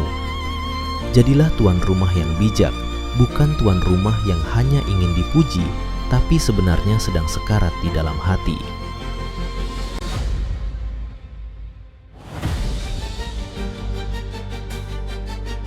Di pasar menjelang malam takbiran, orang-orang berdesakan, saling sikut, wajahnya lelah tapi tangannya penuh tentengan belanjaan. Banyak dari kita yang merasa Lebaran itu nggak sah kalau badan nggak dibungkus kain baru yang masih bau toko. Kita merasa harus tampil di depan saudara, harus terlihat berhasil di depan tetangga, seolah-olah baju baru itu adalah sertifikat kesuksesan hidup kita selama setahun. Padahal, kalau kamu mau jujur, banyak dari baju-baju itu dibeli dengan uang yang seharusnya buat bayar sekolah anak, atau bahkan pakai uang pinjaman yang bunganya mencekik leher. Kita rela menguras tabungan yang sudah mepet demi terlihat mentereng hanya untuk satu hari. Masalahnya adalah kita sedang menukar ketenangan finansial jangka panjang dengan validasi orang lain yang cuma bertahan beberapa jam. Kamu bela-belain beli baju merek terkenal supaya nggak kalah saing saat foto keluarga besar. Tapi setelah itu kamu bingung gimana caranya bertahan hidup sampai gaji bulan depan turun. Kita lebih takut dianggap susah oleh orang lain daripada benar-benar susah di dunia nyata. Status sosial kita jadi lebih mahal harganya daripada logika kita sendiri. Baju itu cuma kain, tapi kita jadikan itu sebagai beban yang harus dipikul oleh dompet yang sebenarnya sudah teriak minta tolong. Zaman sekarang, banyak orang yang bajunya baru, tapi pikirannya lama. Masih terjebak dalam rasa minder yang akut kalau nggak bisa ngikutin tren. kamu harus sadar, orang-orang yang kamu buat kagum dengan bajumu itu gak akan ada yang mau bantu bayar cicilanmu pas tagihan datang. Mereka cuma akan memuji sedetik, lalu lupa. Tapi kamu harus menanggung sesaknya napas karena keuangan yang berantakan selama berbulan-bulan ke depan. Ingat ya, Idul Fitri itu artinya kembali ke fitrah, kembali ke kesucian hati. Gak ada satupun ayat yang bilang kalau syarat masuk surga atau syarat menjadi pemenang adalah pakai baju baru. Kemenangan yang sesungguhnya itu ada di balik baju lamamu yang bersih, tapi hatimu sudah jauh lebih kuat daripada tahun lalu. Kemenangan itu adalah saat kamu berani bilang enggak pada gengsi dan lebih milih buat simpan uangmu untuk masa depan keluargamu. Jangan sampai kamu sibuk dandanin fisikmu dengan kain-kain mahal, tapi jiwamu tetap kerdil karena masih hamba pujian manusia. Lebih baik pakai baju tahun lalu tapi hatimu tenang karena nggak punya utang, daripada pakai baju sutra tapi setiap ada penagih hutang datang, kamu harus pura-pura nggak ada di rumah. Berhenti menjadikan hari raya sebagai panggung pamer harta semu, karena pada akhirnya yang dilihat Tuhan bukan seberapa modis gayamu saat sholat Id, tapi seberapa jujur kamu dalam mengelola titipannya tanpa harus mengorbankan kewarasanmu hanya demi gengsi yang sia-sia. Maghrib tiba, dan yang berubah bukan cuma waktu, tapi manusia yang sejak siang menahan lapar tiba-tiba berubah seperti sedang balas dendam. Meja penuh gelas berderet, makanan datang tanpa jeda, seolah-olah perut yang kosong seharian harus dibayar lunas dalam satu waktu. Ini buka puasa atau pelampiasan?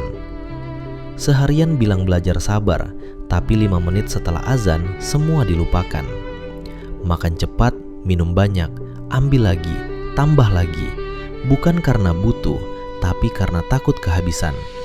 Padahal yang dikejar bukan makanan, tapi rasa puas. Nafsu yang dari pagi dikurung akhirnya lepas tanpa kendali. Dan lucunya, setelah itu bukan tenang, tapi begah. Bukan bersyukur, tapi mengeluh. Kekenyangan. Puasa itu seharusnya mendidik lapar, bukan memindahkan jadwal rakus. Siang menahan malam, membalas.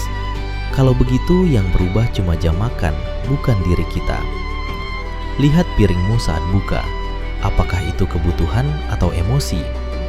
Karena banyak orang tidak sadar, yang mereka lepaskan saat maghrib bukan lapar, tapi dendam terhadap lapar itu sendiri. Maka semuanya masuk, gorengan manis, minuman dingin, apa saja. Yang penting puas dulu, nanti urusan kesehatan belakangan. Lalu heran, kenapa badan berat, kenapa ngantuk, kenapa ibadah terasa malas. Padahal jawabannya ada di piring pertama. Ingat baik-baik, tujuan puasa bukan membuatmu kuat menahan lapar seharian lalu kalah dalam 10 menit. Tujuannya supaya kamu kenal batas, kenal cukup. Karena orang yang bisa mengendalikan diri saat lapar seharusnya lebih mampu mengendalikan diri saat makanan ada. Buka puasa itu latihan syukur, bukan lomba balas dendam. Cukup air, cukup yang ringan, cukup yang menenangkan, lalu berhenti sebelum kenyang. Karena kemenangan terbesar saat puasa bukan berhasil tidak makan seharian, tapi tetap tenang saat semua makanan akhirnya tersedia. Saat hari raya mulai mendekat, ratusan pesan masuk, isinya hampir sama semua. Kata-kata puitis yang di-copy-paste dari grup sebelah, gambar kartu ucapan yang desainnya itu-itu saja, dan kalimat mohon maaf lahir dan batin yang dikirim secara massal ke seluruh daftar kontak. Kita menyebutnya silaturahmi digital. Tapi jujur saja, apakah saat jempolmu menekan tombol send, hatimu juga ikut melepaskan dendam? Atau itu cuma prosedur tahunan supaya kamu nggak dianggap sombong oleh orang-orang yang bahkan sepanjang tahun nggak pernah kamu sapa? Kita terjebak dalam formalitas maaf yang harganya cuma semurah kuota internet. Masalahnya adalah, kita pintar sekali memaafkan lewat tulisan, tapi sangat gagap saat harus berdamai dalam kenyataan. Kita kirim ucapan maaf ke teman lama yang sudah bertahun-tahun gak bicara karena masalah sepele, tapi saat bertemu di jalan, kita masih buang muka. Kita minta maaf ke orang tua lewat status media sosial dengan kalimat yang menyentuh hati, tapi saat di rumah, kita masih membentak mereka hanya karena urusan kopi yang dingin. Kita memaafkan secara lahir, tapi batin kita masih menyimpan rapi daftar kesalahan orang lain di dalam laci ingatan yang paling dalam. Zaman sekarang, maaf sudah kehilangan sakralitasnya. Maaf jadi kayak sampah visual yang menumpuk di memori HP, tapi nggak pernah sampai ke memori hati. Kita merasa sudah clear hanya karena sudah centang 2 biru. Padahal, memaafkan itu butuh keberanian buat menurunkan ego, butuh kerendahan hati buat mengakui kalau kita juga punya salah, dan butuh keikhlasan buat nggak mengungkit-ungkit lagi luka yang sudah lama kering. Memaafkan tanpa melupakan, itu bukan memaafkan. Itu namanya cuma menyimpan dendam dalam posisi standby. Ingat ya, Tuhan itu nggak melihat seberapa banyak pesan siaran yang kamu kirimkan. Yang Dia lihat adalah seberapa lapang dadamu saat melihat orang yang pernah menyakitimu hidup bahagia. Apa gunanya kata-kata lahir dan batin kalau hatimu masih terasa sesak saat mendengar nama Dia disebut? Jangan jadikan Ramadan sebagai momen pencitraan untuk terlihat seperti manusia tanpa dosa. Jangan sampai momen lebaranmu habis cuma buat balas-balasin chat formalitas dari orang yang gak kamu kenal-kenal amat. Lebih baik kamu datang, atau setidaknya telepon, dan bicara dengan jujur kepada satu orang yang benar-benar punya masalah sama kamu. Maaf yang tulus itu gak butuh rima yang indah atau gambar yang estetik. Maaf yang tulus itu cuma butuh pengakuan. Aku salah, tolong maafkan. Karena pada akhirnya, kedamaian hidup itu nggak ditemukan di dalam grup WhatsApp yang ramai, tapi ditemukan di dalam hati yang sudah nggak punya musuh lagi, karena semua luka sudah benar-benar dibasuh sampai bersih. Kita lebih takut dibilang gitu-gitu aja hidupnya, daripada benar-benar nggak punya apa-apa di rekening bank. Ingat ya, orang-orang yang kamu buat kagum dengan self-reward berlebihanmu itu, nggak akan ada yang mau bantu bayar cicilanmu pas bulan Syawal nanti. Mereka cuma akan memuji sedetik, lalu kembali sibuk dengan urusan mereka sendiri. Sementara kamu harus kembali ke realita, bekerja lebih keras lagi cuma buat nutupin lubang yang kamu gali sendiri demi kesenangan sesaat. Hari kemenangan itu harusnya membuatmu menang atas nafsu, termasuk nafsu untuk diakui. Apa gunanya tampil sebagai pemenang di hari Lebaran kalau di hari-hari setelahnya kamu harus hidup seperti pecundang yang dikejar-kejar tagihan? Kemenangan yang sesungguhnya adalah saat kamu nggak butuh lagi barang-barang mewah untuk merasa berharga. Kemenangan itu adalah saat kamu sadar bahwa harga dirimu nggak melekat pada apa yang kamu pakai, tapi pada seberapa besar kendali yang kamu punya atas hidupmu sendiri. Jangan biarkan istilah self-reward jadi pembenaran buat sifat borosmu. Jangan sampai kamu keluar dari Ramadan dengan membawa barang-barang baru, tapi juga membawa beban mental yang makin berat. Hargailah dirimu dengan cara yang benar. Simpan uangmu, bangun asetmu, dan bebaskan dirimu dari keinginan untuk pamer. Karena pada akhirnya, penghargaan terbaik untuk diri sendiri bukan tentang apa yang bisa kamu tunjukkan ke dunia, tapi tentang seberapa nyenyak tidurmu karena tahu bahwa masa depanmu dan keluargamu sudah aman tanpa harus bergantung pada pujian siapapun. Kita sedang memikul beban mental yang nggak perlu. Kamu rela menyewa mobil yang sebenarnya nggak sanggup kamu beli hanya supaya saat parkir di depan rumah orang tua, tetangga menoleh dengan rasa kagum. Kamu rela membagi-bagikan uang THR yang harusnya buat dana darurat hanya supaya dicap sebagai anak rantau yang sukses. Kita lebih takut terlihat miskin di kampung halaman sendiri daripada benar-benar miskin karena gaya hidup yang dipaksakan. Kamu pulang membawa gengsi, tapi sebenarnya kamu sedang menyeret rantai hutang yang bakal mencekikmu saat kembali ke perantauan nanti. Zaman sekarang, mudik sudah bergeser dari ajang silaturahmi menjadi ajang kompetisi. Di meja makan, bukannya nanya kabar kesehatan kakek atau nenek, kita malah sibuk nanya, sekarang usahanya sudah punya berapa cabang? Atau, gajimu sudah 2 digit kan? Kita memaksakan diri jadi pahlawan di mata orang lain, padahal di kota kita cuma pejuang yang tiap hari makan hati karena tekanan kerja. Pulang ke akar itu seharusnya bikin kamu merasa ringan, bukan malah bikin pundakmu makin berat karena harus menjaga citra yang gak sesuai realita. Ingat ya, orang tuamu itu gak butuh mobil sewaanmu atau baju merek ternama yang kamu pakai. Mereka cuma butuh kamu. Mereka rindu melihat matamu yang tenang, bukan matamu yang gelisah karena mikirin cicilan barang-barang yang kamu bawa pulang. Kesuksesan sejati itu bukan soal apa yang terlihat di luar saat kamu mudik, tapi seberapa damai jiwamu saat kembali ke pelukan ibu. Jangan sampai perjalanan pulangmu yang mahal itu sia-sia hanya karena kamu terlalu sibuk cari pengakuan manusia. Jangan biarkan gengsi merusak esensi dari kata pulang. Kalau memang tahun ini kamu lagi di bawah, pulanglah sebagai dirimu yang apa adanya. Gak ada yang salah dengan kesederhanaan. Justru lebih terhormat pulang bawa kejujuran daripada pulang bawa kemewahan hasil pinjaman. Karena pada akhirnya, saat libur lebaran selesai dan semua orang kembali ke kota, orang-orang yang kamu buat kagum itu akan lupa. Tapi kamu yang harus tetap menanggung beban dari kesombongan yang kamu buat sendiri. Pulanglah ke akar, temukan dirimu lagi di sana, dan tanggalkan topengmu sebelum masuk ke pintu rumah orang tuamu.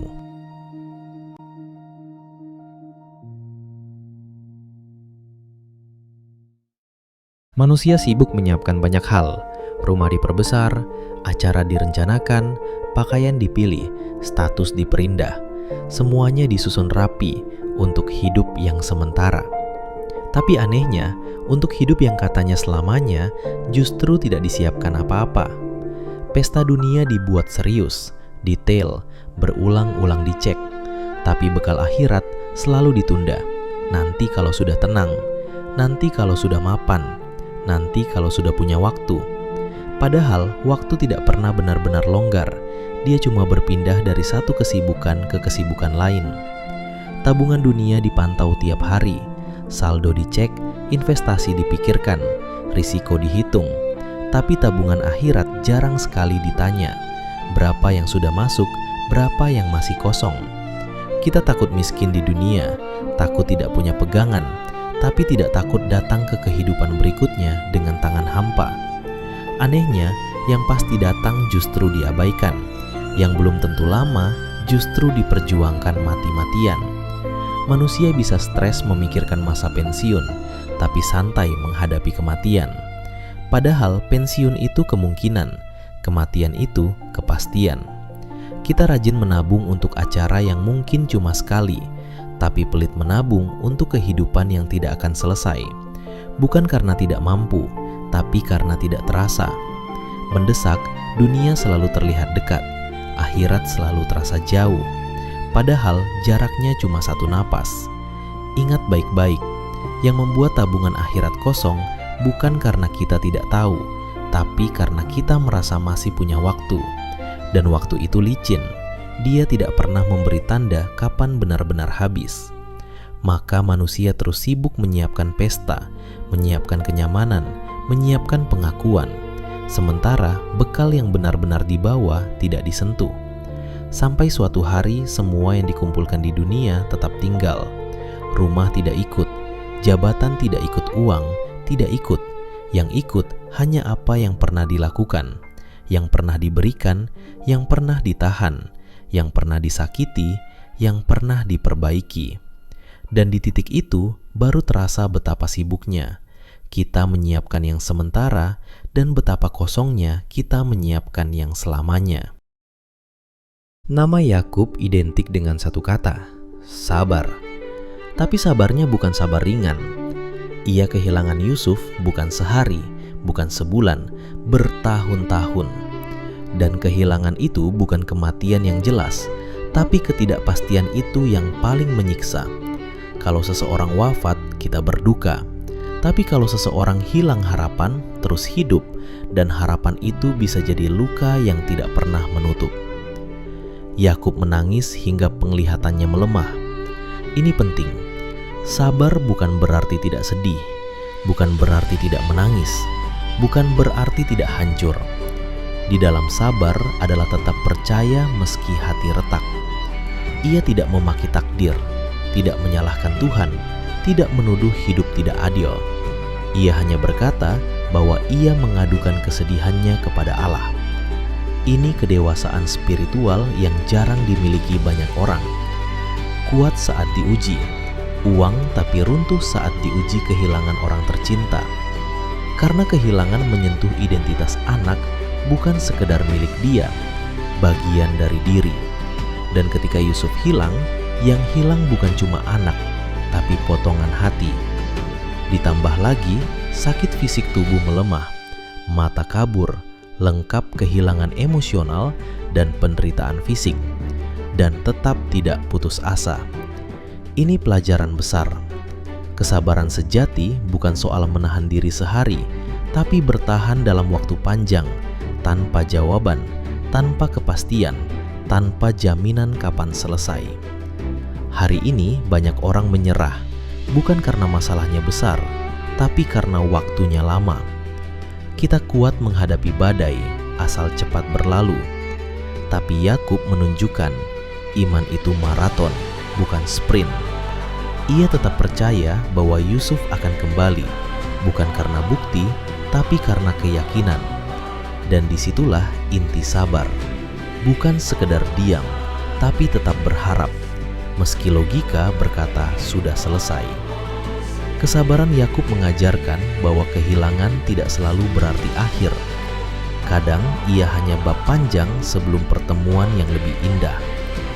Dan orang yang tidak putus asa meski sudah kehilangan hampir segalanya adalah orang yang paling kuat di hadapan waktu. Kisah Syuaib selalu dikaitkan dengan satu penyakit sosial, kecurangan timbangan kaumnya, Madian.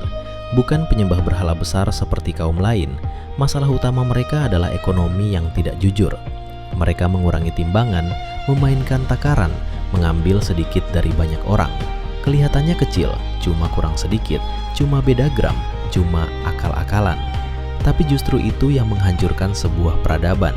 Karena ketika kejujuran di pasar hilang, kepercayaan ikut runtuh, dan tanpa kepercayaan, ekonomi mati. Syuaib tidak hanya bicara soal ibadah ritual, ia bicara soal integritas. Transaksi ini penting. Agama bukan cuma soal sajadah, tapi juga soal neraca. Bukan cuma soal doa, tapi juga soal data.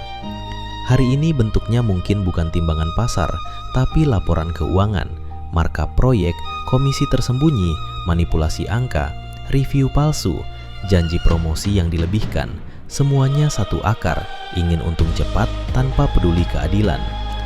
Orang sering meremehkan dosa kecil yang diulang, padahal sistem curang yang dianggap normal akan jadi budaya, dan budaya itu akan menghancurkan generasi. Kaum Syuaib merasa pintar.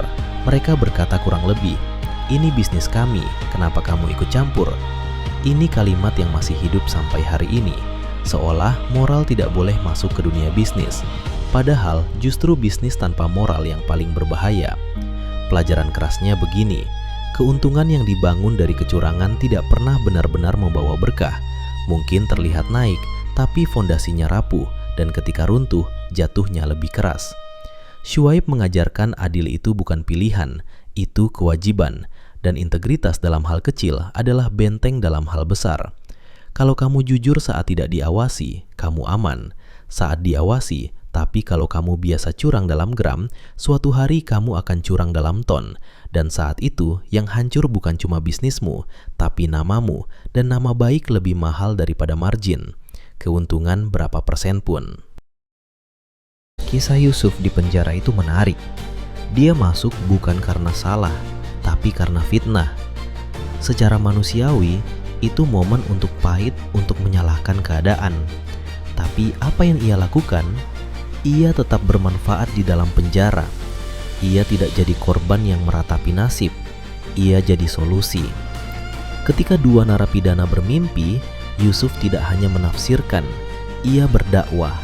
Ia mengingatkan tentang tauhid. Ini pelajaran penting. Posisi boleh rendah, tapi nilai diri jangan ikut turun.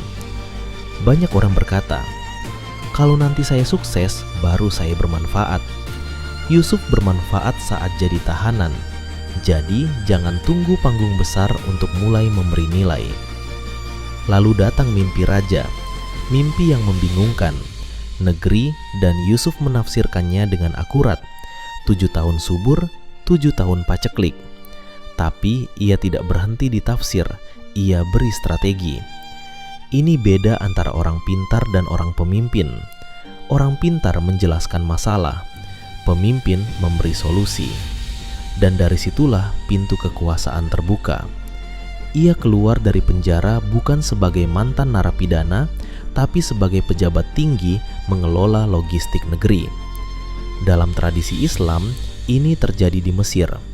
Lihat polanya, sumur jadi budak, difitnah, dipenjara jadi penguasa. Naiknya tidak instan, tapi setiap fase membentuk kapasitas. Kalau ia langsung jadi penguasa sejak muda, mungkin belum matang. Penjara melatih kesabaran, fitnah melatih keteguhan, kesendirian melatih ketergantungan pada Tuhan. Jadi ketika kekuasaan datang, ia tidak mabuk jabatan. Ini keras, tapi penting. Jangan buru-buru ingin naik kalau mental belum ditempa. Kadang penundaan adalah pelatihan. Dan satu lagi, pelajaran besar. Reputasi itu penting. Yusuf tidak mau keluar penjara sebelum namanya dibersihkan. Ia ingin kebenaran ditegakkan dulu. Artinya, jabatan tanpa kehormatan tidak ada nilainya. Jadi, kalau hari ini kamu merasa dipenjara oleh keadaan, pekerjaan yang kecil, lingkungan yang tidak adil, hidup yang sempit, jangan sia-siakan fase itu. Asah kemampuan, beri manfaat, bangun karakter. Karena bisa jadi itu bukan akhir. Itu persiapan untuk tanggung jawab yang jauh lebih besar. Kita sering menganggap kalimat cinta tak harus memiliki itu cuma gombalan orang yang gagal move on atau remaja yang lagi patah hati. Padahal, kalau kita bedah lebih jauh, itu adalah prinsip pertahanan mental paling tangguh yang bisa dimiliki manusia. Filosofinya begini, sumber penderitaan kita itu sebenarnya bukan karena kehilangan, tapi karena rasa memiliki yang berlebihan. Coba kamu lihat orang yang sangat mencintai pekerjaannya atau perusahaannya. Dia dedikasikan hidupnya, lembur tiap hari, dan merasa perusahaan itu adalah bayinya sendiri. Tapi karena dia merasa memiliki, dia lupa kalau dia itu cuma bagian dari sistem yang ada masanya. Begitu masa pensiun datang, atau saat dia harus diganti karena restrukturisasi, dia hancur. Dia merasa dihianati, dia nggak ikhlas, bahkan banyak yang langsung jatuh sakit karena dunianya seolah kiamat. Kenapa? Karena dia sudah menganggap kursi kantor itu sebagai bagian dari tubuhnya sendiri. Realitanya, mencintai sesuatu tanpa rasa memiliki itu adalah bentuk cinta yang paling dewasa. Saat kamu mencintai pekerjaanmu, cintailah prosesnya, cintailah karyanya, tapi jangan pernah merasa memiliki kursinya.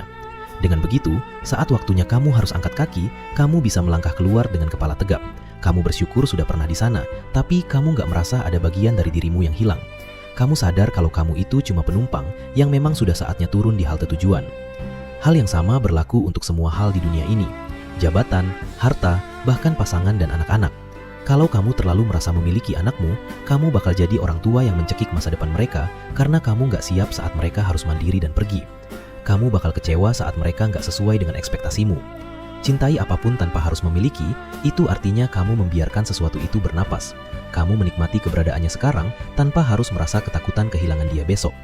Kekecewaan itu hanya tumbuh di tanah yang bernama hak milik. Kalau kamu sudah mencabut rasa memiliki itu dari hatimu, maka nggak ada lagi tempat buat kecewa untuk tumbuh subur.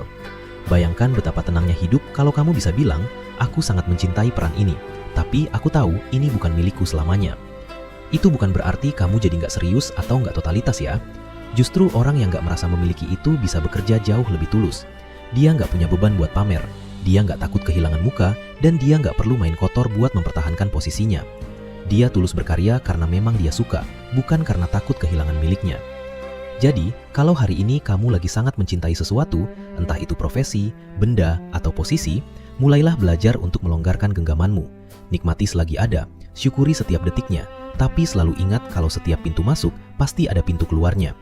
Orang yang paling bahagia di dunia ini bukanlah orang yang punya banyak, tapi orang yang paling siap kehilangan banyak tanpa harus merasa kehilangan dirinya sendiri. Karena pada akhirnya, di dunia ini kita itu nggak punya apa-apa. Kita cuma dititipi sebentar buat dilihat bagaimana cara kita menjaganya. Gimana? Lebih tenang nggak rasanya kalau kita melihat kehilangan sebagai sekedar pengembalian?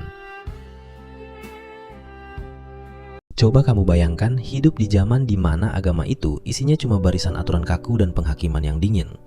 Saat itu, kalau kamu pendosa, kalau kamu orang miskin yang sakit-sakitan, atau kalau kamu perempuan yang dianggap rendah, kamu itu sampah di mata para ahli kitab yang merasa paling suci. Mereka berdiri di atas mimbar, sibuk menunjuk hidung orang lain sambil teriak, "Kamu salah, kamu kafir, halal darahmu, kamu masuk neraka." Lalu muncul Isa. Dia datang bukan dengan membawa daftar dosa baru, tapi dia datang membawa meja makan.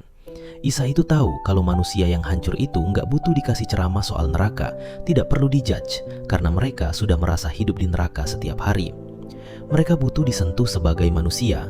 Makanya Isa itu nggak takut makan bareng pemungut cukai yang dibenci.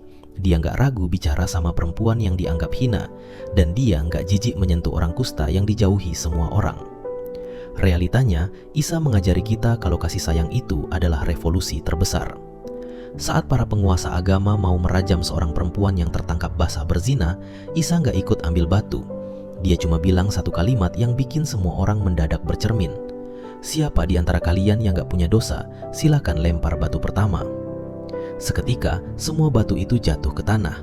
Kenapa? Karena penghakiman itu seringkali cuma topeng buat menutupi busuknya diri kita sendiri. Isa itu masuk ke hati orang bukan lewat jalur instruksi, tapi lewat jalur empati. Dia nggak langsung bilang, "Tobat kamu," tapi dia bantu dulu apa yang jadi beban mereka. Dia obati lukanya, dia dengar ceritanya, dia hargai keberadaannya. Saat seseorang merasa dicintai tanpa syarat, saat itulah keinginan buat berubah itu muncul dari dalam, bukan karena dipaksa dari luar. Pelajaran buat kita sekarang, apalagi kalau kamu merasa punya ilmu atau merasa sudah lurus, jangan jadi hakim buat orang yang lagi jatuh. Dunia ini sudah terlalu penuh sama orang yang jago menghakimi, tapi nol besar dalam mencintai. Kalau kamu melihat orang yang salah, jangan langsung kamu hantam pakai ayat atau aturan. Coba duduk di sampingnya, dengarkan dia tanpa pasang muka curiga. Tujuannya bukan buat mendukung kesalahannya, tapi buat membangun jembatan supaya dia bisa balik lagi. Isa itu pura-pura jadi kawan buat mereka yang gak punya teman, supaya dia bisa pelan-pelan menunjukkan jalan pulang yang lebih baik. Dia merangkul dulu, baru membimbing. Jadi, kalau kamu mau mengubah seseorang, mulailah dengan menyentuh hatinya lewat kasih sayang yang tulus. Karena satu pelukan hangat kepada orang yang tersisihkan itu jauh lebih berbekas daripada 1000 khotbah yang isinya cuma ancaman. Jadilah seperti Isa, yang datang bukan buat menghancurkan yang retak, tapi buat membalut luka sampai yang retak itu bisa berdiri tegak lagi. Gimana? Lebih masuk ke logika rasa nggak kalau kita melihat sosok Isa dari sisi ini? Suatu hari nanti, anakmu akan berhenti takut padamu, bukan karena dia berani, tapi karena dia sadar yang kamu miliki cuma suara keras, bukan bahu yang kuat. Banyak suami merasa dirinya raja di rumah sendiri, maunya dilayani, maunya dihormati, maunya didengar, tapi tidak pernah benar-benar hadir saat keluarga butuh perlindungan. Dia marah ketika istri membantah, tapi diam ketika hidup menekan. Dia galak ke anak, tapi tunduk pada dunia.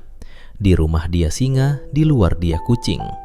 Kekuatan yang seharusnya jadi tameng berubah jadi alat menakut-nakuti. Padahal laki-laki tidak diciptakan untuk menguasai, tapi untuk menanggung.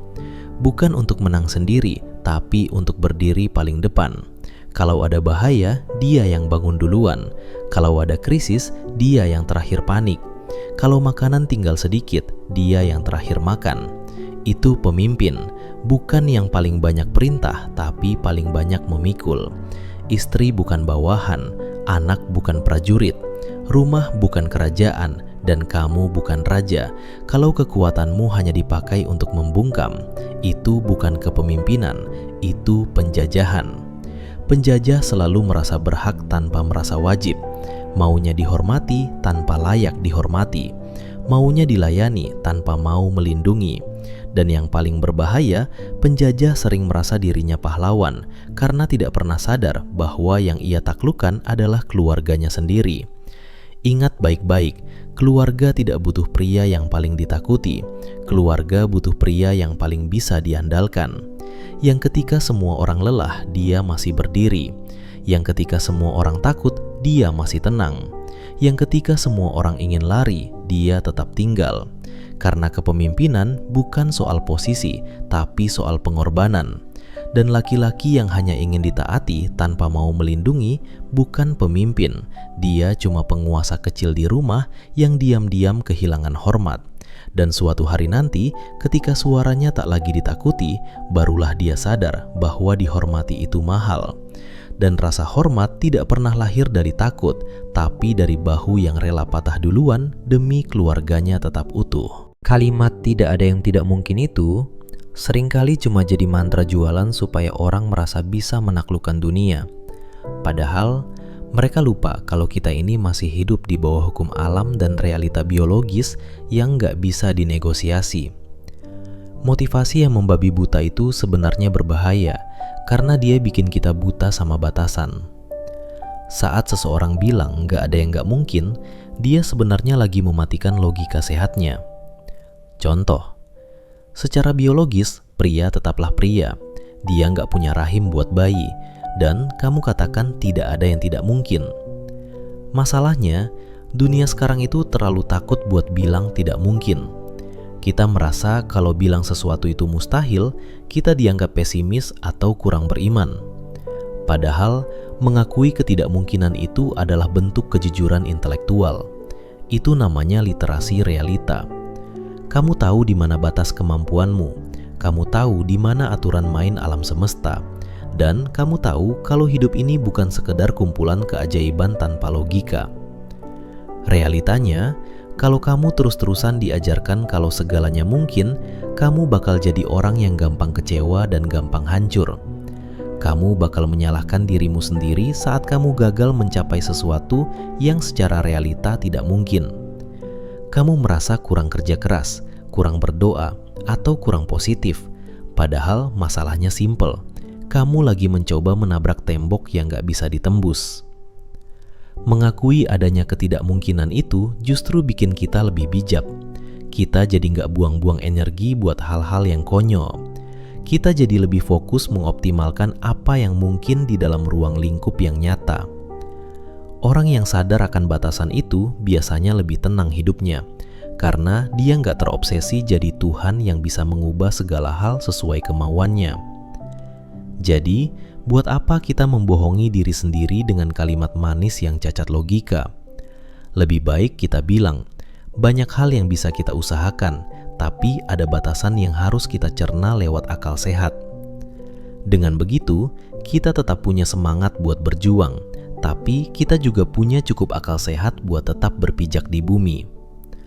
Dunia ini indah bukan karena segalanya mungkin, tapi karena ada keteraturan yang bikin kita tahu mana yang nyata dan mana yang cuma hayalan.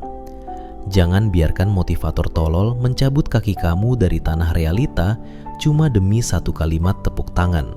Ngaku literasi, tapi isi kepala sampah semua. Literasi itu bukan soal seberapa cepat matamu menyapu barisan kata, tapi seberapa tajam pisau bedah di otakmu buat memisahkan mana daging dan mana tulang. Kalau kamu cuma baca tanpa memvalidasi, itu namanya bukan literasi, itu namanya penampungan hoax. Kamu cuma jadi tempat sampah bagi kepentingan orang lain. Literasi yang sesungguhnya itu adalah sikap skeptis yang sehat. Kamu harus berani bertanya, ini siapa yang nulis? Apa kepentingannya, dan ada nggak bukti pembandingnya? Kalau kamu langsung telan bulat-bulat, ya jangan kaget kalau pikiranmu jadi keracunan. Dan soal mendengar, ini adalah level literasi yang paling tinggi sekaligus paling langka. Coba kamu perhatikan, hampir semua orang sekarang itu egonya lagi meledak-ledak. Semua orang merasa punya panggung, semua orang pengen jadi pembicara, semua orang menderita penyakit, tuntutlah orang lain untuk mendengarku. Kita itu kalau lagi debat atau ngobrol, sebenarnya nggak benar-benar mendengarkan lawan bicara. Kita cuma lagi diam sambil nyusun kalimat buat nyerang balik atau pamer kepintaran saat orang itu berhenti napas. Mendengarkan itu butuh kerendahan hati yang luar biasa. Kenapa? Karena saat kamu mendengar, kamu harus mematikan sejenak suara egomu di kepala. Kamu harus mengosongkan cangkirmu supaya ilmu orang lain bisa masuk. Orang yang gak bisa mendengar itu sebenarnya adalah orang yang buta huruf secara mental. Dia cuma tahu apa yang dia tahu, dan dia menutup pintu buat semua kebenaran baru yang mungkin beda sama kenyamanannya. Realitanya, literasi itu adalah kemampuan mengolah. Kamu dengar, kamu baca, tapi nggak langsung kamu klaim sebagai kebenaran. Kamu endapkan dulu, kamu validasi, kamu cek kebenarannya, baru kamu simpan jadi pengetahuan. Literasi itu membuat kamu jadi orang yang tenang, bukan orang yang gampang teriak hajar hanya karena baca satu paragraf provokasi. Jadi, kalau ada orang bangga bilang, "Saya hobi baca," tanya balik ke dia, "Sanggup nggak kamu baca buku yang paling kamu benci tanpa marah-marah? Sanggup nggak kamu mendengarkan orang yang paling kamu benci bicaranya tanpa memotong kalimatnya?" Kalau dia nggak sanggup, berarti dia belum literasi. Dia cuma lagi nyari cermin buat memuja dirinya sendiri. Literasi yang sejati itu membebaskan, bro. Dia bikin kamu nggak gampang disetir sama narasi politik, nggak gampang ditipu sama skema cepat kaya, dan nggak gampang diadu domba sama perbedaan golongan. Orang yang literasinya jalan itu biasanya lebih banyak diam, tapi sekali dia bicara, isinya adalah fakta yang sudah tervalidasi, bukan sekedar katanya atau kayaknya. Coba kamu resapi bagian paling manusiawi dari kisah ini. Saat Maryam, wanita paling suci itu, sampai pada titik terendahnya dan berucap, "Duhai, alangkah baiknya aku mati sebelum ini, dan aku menjadi sesuatu yang tidak berarti, lagi dilupakan." Bayangkan betapa hebatnya beban mental yang dia pikul. Dia bukan takut mati, dia cuma takut fitnah. Dia takut harga dirinya diinjak-injak oleh manusia yang cuma bisa melihat permukaan. Kadang, dalam hidup, kita juga pernah merasa seperti itu. Kita merasa lebih baik hilang di telan bumi daripada harus menghadapi kenyataan yang begitu pahit dan menghakimi. Tapi lihat bagaimana cara Allah memperlakukannya. Allah tidak langsung membungkam mulut orang-orang yang menghinanya. Allah justru menyuruh Maryam untuk mengurus dirinya sendiri dulu. Makanlah, minumlah, dan bersenang hatilah. Seolah Allah ingin bilang, jangan pikirkan mereka, urus dirimu, penuhi nutrisimu, tenangkan hatimu, biarkan aku yang mengurus sisa duniamu. Filosofinya sangat dalam buat kita sekarang. Jangan habiskan energimu untuk menjelaskan kebenaran kepada orang yang sudah haus akan kesalahanmu. Saat Maryam pulang menggendong bayi, kaumnya langsung menyerang. Mereka menyeret nama ayahnya yang baik. Mereka membawa nama ibunya yang suci hanya untuk memojokkan Maryam. Mereka bilang, "Ayahmu bukan orang buruk, ibumu bukan pezina, kenapa kamu begini?" Inilah realita dunia. Saat kamu jatuh, orang tidak hanya menghakimimu, mereka akan menyeret seluruh silsilahmu untuk ikut dipermalukan. Dan Maryam melakukan sesuatu yang sangat berkelas. Dia hanya menunjuk. Dia tetap diam. Dia menjalankan nazar puasa bicara. Dia menyerahkan pembelaannya kepada Allah secara total. Dan disitulah keajaiban terjadi. Isa, bayi yang masih di ayunan, bicara dengan lantang. Bukan cuma bilang ibunya suci, tapi dia mendeklarasikan jati dirinya sebagai hamba Allah, sebagai nabi, dan sebagai anak yang berbakti. Pahami ini untuk hidupmu. Nama baikmu itu bukan dijaga oleh lidahmu yang lincah bersilat kata. Nama baikmu itu dijaga oleh Allah lewat caramu bersikap saat badai datang. Mungkin hari ini kamu sedang bersandar di pangkal pohon kurma, merasa sendirian, merasa ingin dilupakan saja karena fitnah yang terlalu berat. Tapi ingat, Allah sudah menyiapkan anak sungai di bawahmu dan buah kurma untukmu. Kamu gak perlu jadi pengacara bagi dirimu sendiri di depan semua orang. Tugasmu cuma satu, tetaplah taat, tetaplah suci, dan lakukan bagianmu. Nanti, biar Allah yang menggerakkan sesuatu untuk bicara mewakilimu. Allah bisa bikin orang-orang yang dulu menghinamu terdiam 1000 bahasa saat melihat kesuksesanmu, atau saat kebenaran terungkap lewat cara yang paling gak masuk akal. Dunia mungkin menganggapmu mungkar hari ini, tapi di mata Allah, kamu mungkin sedang dipersiapkan untuk melahirkan keajaiban. Jangan menyerah pada omongan orang yang cuma tahu namamu, tapi gak tahu ceritamu. Karena pada akhirnya, pembelaan dari langit jauh lebih nyaring daripada teriakan sejuta manusia di bumi. Kalau kamu membesarkan anak dengan harapan dia bakal jadi mesin ATM di masa tuamu, kamu sebenarnya nggak lagi jadi orang tua. Kamu lagi melakukan transaksi bisnis, dan jujur saja, transaksi itu kemungkinan besar bakal gagal. Anak itu lahir bukan atas kemauannya sendiri, tapi karena keputusanmu. Jadi, memberi dia makan, menyekolahkan dia sampai tinggi, itu bukan jasa yang harus dia bayar kembali dengan bunga di masa depan. Itu adalah kewajiban yang sudah kamu ambil sejak kamu memutuskan untuk membawanya ke dunia ini. Banyak orang tua yang secara sadar atau enggak selalu bilang, "Dulu ibu susah payah buat kamu, sekarang giliran kamu yang balas." Kalimat itu kedengarannya mulia, tapi sebenarnya itu adalah beban mental yang paling berat buat seorang anak. Kamu sedang mengikat sayapnya tepat di saat dia seharusnya terbang tinggi membangun dunianya sendiri. Bayangkan anakmu nanti, dia harus berjuang di tengah dunia yang makin keras, harga rumah tergerus inflasi yang gak masuk akal, dan persaingan kerja yang brutal. Di saat dia harus ngurusin keluarganya sendiri, dia harus nanggung beban ekspektasimu yang gak pernah selesai. Akhirnya apa? Dia bakal hidup dalam rasa bersalah yang terus-menerus. Dia gak akan pernah merasa cukup, karena dia harus membagi dirinya untukmu dan untuk masa depannya. Kalau kamu pengen masa tuamu terjamin, investasilah di saham, di emas, atau bangun bisnismu sendiri. Jangan jadikan anakmu sebagai satu-satunya rencana cadanganmu.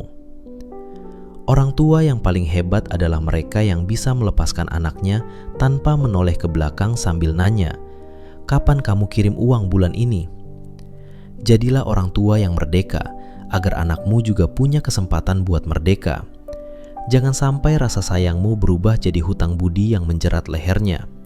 Karena pada akhirnya, anak yang berbakti itu lahir dari rasa cinta yang tulus, bukan dari tagihan moral yang kamu sodorkan setiap hari.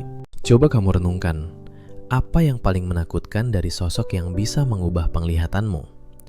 Bukan kekuatannya untuk menghancurkan, tapi kemampuannya untuk membuatmu ragu pada apa yang kamu lihat dengan mata kepala sendiri. Disitulah letak kemiripan AI dengan bayangan fitnah yang sering kita dengar. Dia bekerja di ruang abu-abu antara fakta dan manipulasi. Filosofinya begini, zaman sekarang itu bukan lagi soal kekurangan informasi, tapi soal kelebihan prakira yang menipu. AI itu ibarat tangan yang menyodorkan air dingin di tengah padang pasir yang panas. Kamu haus akan kebenaran, kamu butuh kepastian. Lalu ada teknologi yang menyajikannya dengan begitu sempurna, begitu halus, sampai kamu gak sadar kalau yang kamu minum itu sebenarnya adalah api yang sedang membakar logikamu. Realitanya, fitnah itu bukan sekedar kebohongan yang kasar. Fitnah yang paling besar adalah ketika realitas diputarbalikkan sampai titik di mana orang jujur dianggap pendusta dan pendusta dianggap membawa cahaya. AI punya potensi ekstrim untuk menjadi mesin fitnah modern ini. Dia bisa menciptakan bukti yang tidak pernah ada. Dia bisa merekayasa suara yang tidak pernah diucapkan. Dan dia bisa menggiring opini jutaan orang hanya dengan satu algoritma yang tidak punya hati. Kita ini sedang masuk ke sebuah ujian besar yang belum pernah dihadapi generasi sebelum kita. Kalau dulu orang tertipu karena kurang baca, sekarang orang tertipu karena terlalu percaya pada apa yang kelihatan nyata. Bayangan itu sudah ada di depan mata. Kita mulai kehilangan pegangan pada mana yang asli dan mana yang hasil cetakan mesin. Disinilah letak bahayanya. Saat kita berhenti bertanya dan mulai menerima segalanya sebagai kebenaran mutlak hanya karena itu terlihat meyakinkan. Kamu harus sadar, di balik kecanggihan yang memudahkan hidup kita, ada potensi ujian yang bisa merusak tatanan berpikir manusia kalau kita nggak punya filter yang kuat. Pesan untukmu sederhana, di era yang serba kabur ini, jangan pernah letakkan keyakinanmu pada teknologi, tapi letakkanlah pada ketajaman nurani dan akal sehatmu. Jangan jadi orang yang gampang kehausan lalu meminum apa saja yang disodorkan di tangan kiri zaman ini. Berhenti sejenak, validasi, dan jangan biarkan fitnah modern ini mencabut kemampuanmu untuk membedakan antara air yang menyegarkan dan api yang menyesatkan. Jangan ikut campur ketika ada dua kubu lagi bertikai, karena keduanya akan saling melempar fitnah yang kamu sendiri tidak bisa membedakannya. Saat itulah diam itu emas.